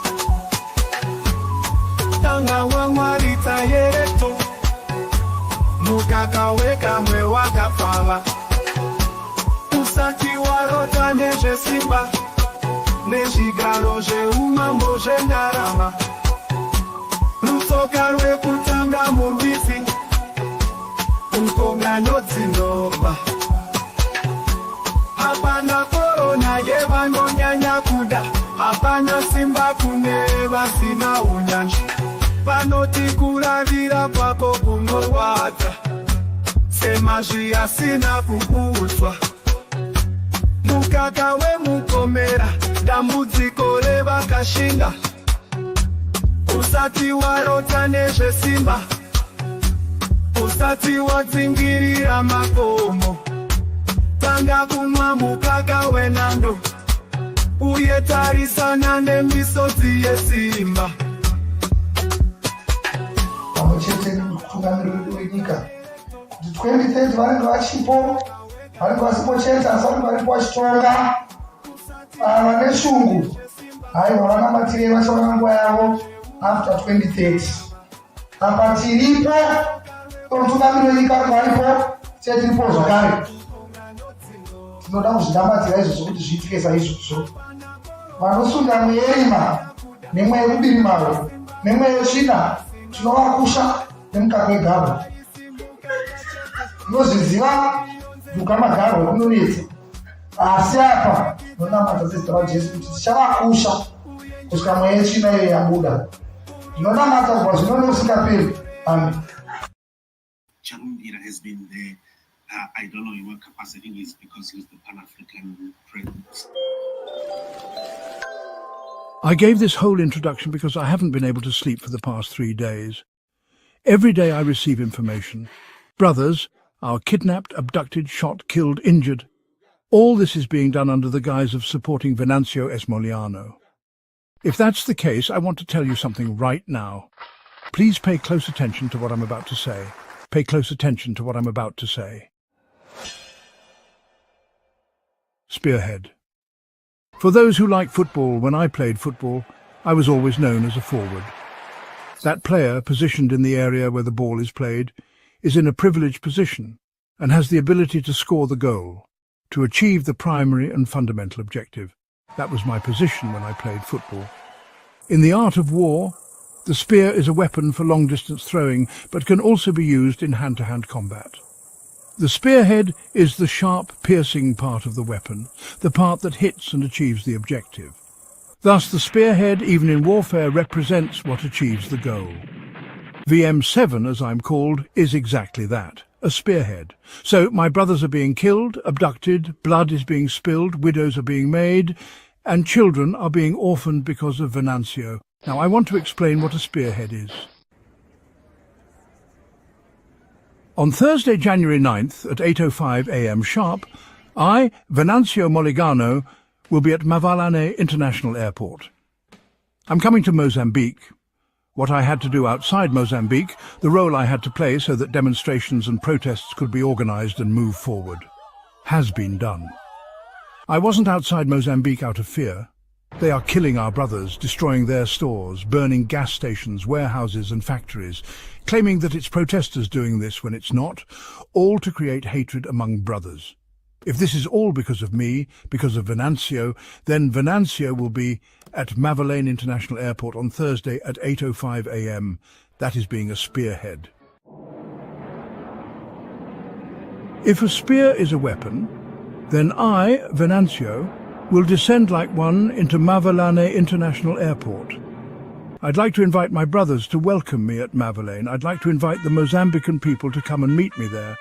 Come wearing black shirts, white shirts, or any inscription you prefer.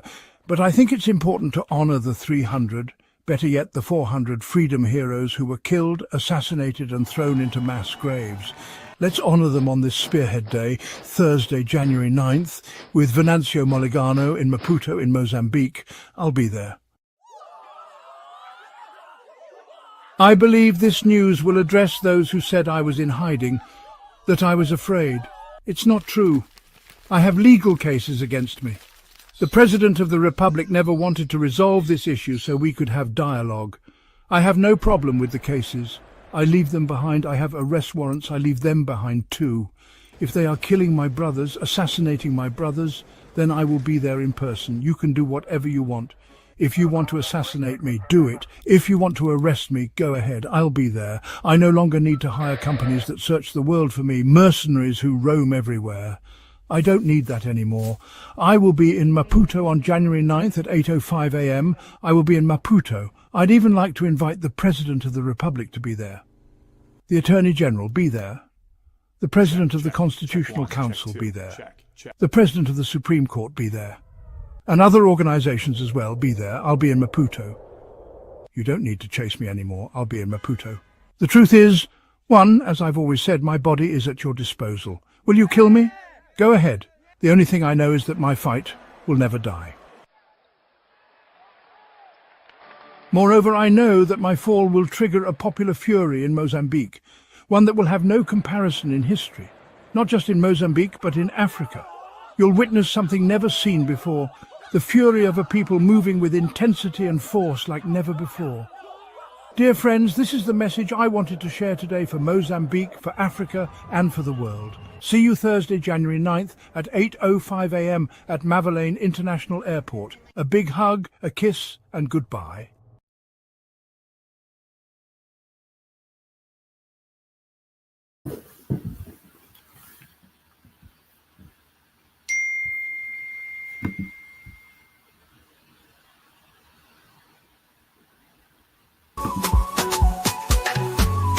Tanga wangwarita yereto Mukaka weka mwewaka fala Usaki warota neje simba Nejigalo je umambo je ngarama Rutoka rwe kutanga murbisi Ukonga noti noba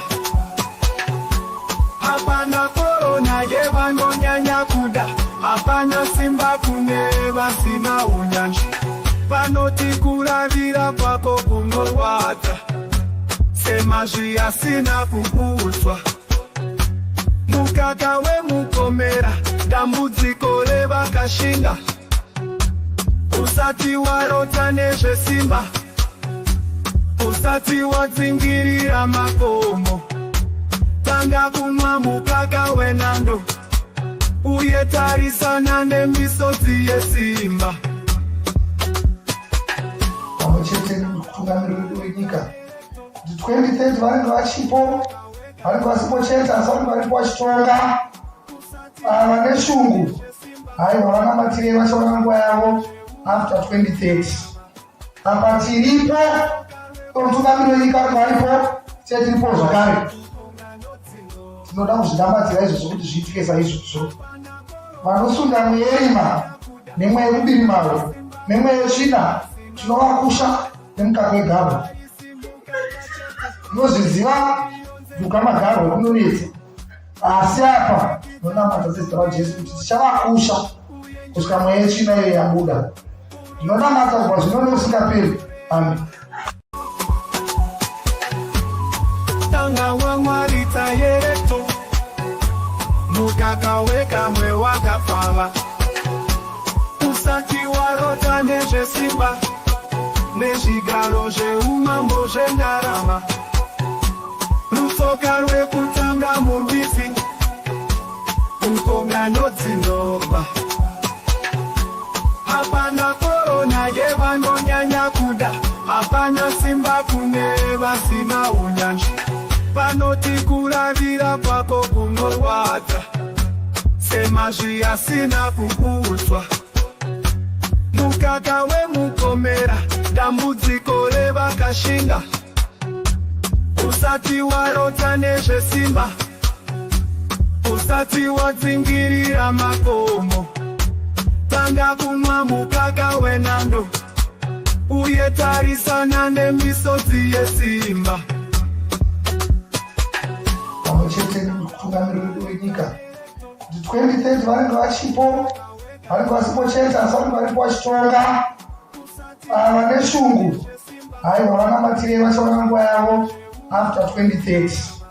Apa tiripo mutungamiri wenyika varipo tiripo zvakare tinoda kuzvinamadzira izvozvo kuti zviitike saizvozvo.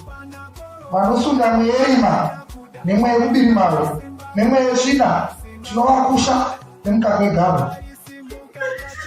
Tinozviziva mukamagarwa kunonetsa, asi apa tinonamata zita raJesu kuti tichavakusha kusvika mweya yetsvina iyo yabuda. Tinonamata kubva zvino neusingaperi. Amen. Tanga wamwari tayereto mukaka wekamwe wakapfava usati warota nezvesimba nezvigaro zveumambo zvendarama rutsoka rwekutanga murwisi ukonganyo dzinobva hapana korona yevanonyanya kuda hapana simba kune vasina unyanzvi panoti kuravira kwako kunorwadza semazvi asina kukudzwa mukaka wemukomera dambudziko revakashinga usati warota nezvesimba usati wadzingirira makomo tanga kumwa mukaka wenando uye tarisana nemisodzi yesimba. Pamwechete nemutungamiri wedu wenyika kuti 2030 vanenge vachipo vanenge vasipocheta vanenge varipo vachitonga vane shungu haiwa vanamatirei vachaona nguva yavo after 2030. Apa tiripo mutungamiri wenyika varipo tiripo zvakare tinoda kuzvinamadzira izvozvo kuti zviitike saizvozvo.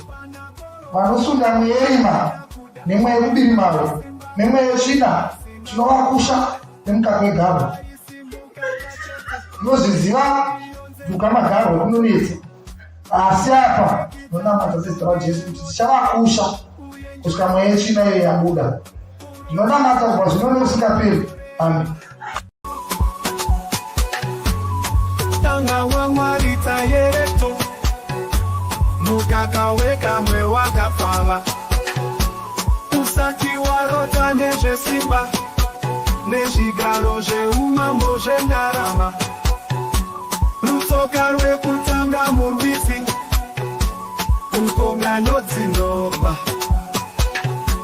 hapana korona yevanonyanya kuda hapana simba kune vasina unyanzvi panoti kuravira kwako kunorwadza semazvi asina kukudzwa mukaka wemukomera dambudziko revakashinga usati warota nezvesimba usati wadzingirira makomo tanga kumwa mukaka wenando uye tarisana nemisodzi yesimba. This is Zimai Media, broadcasting all around the world on the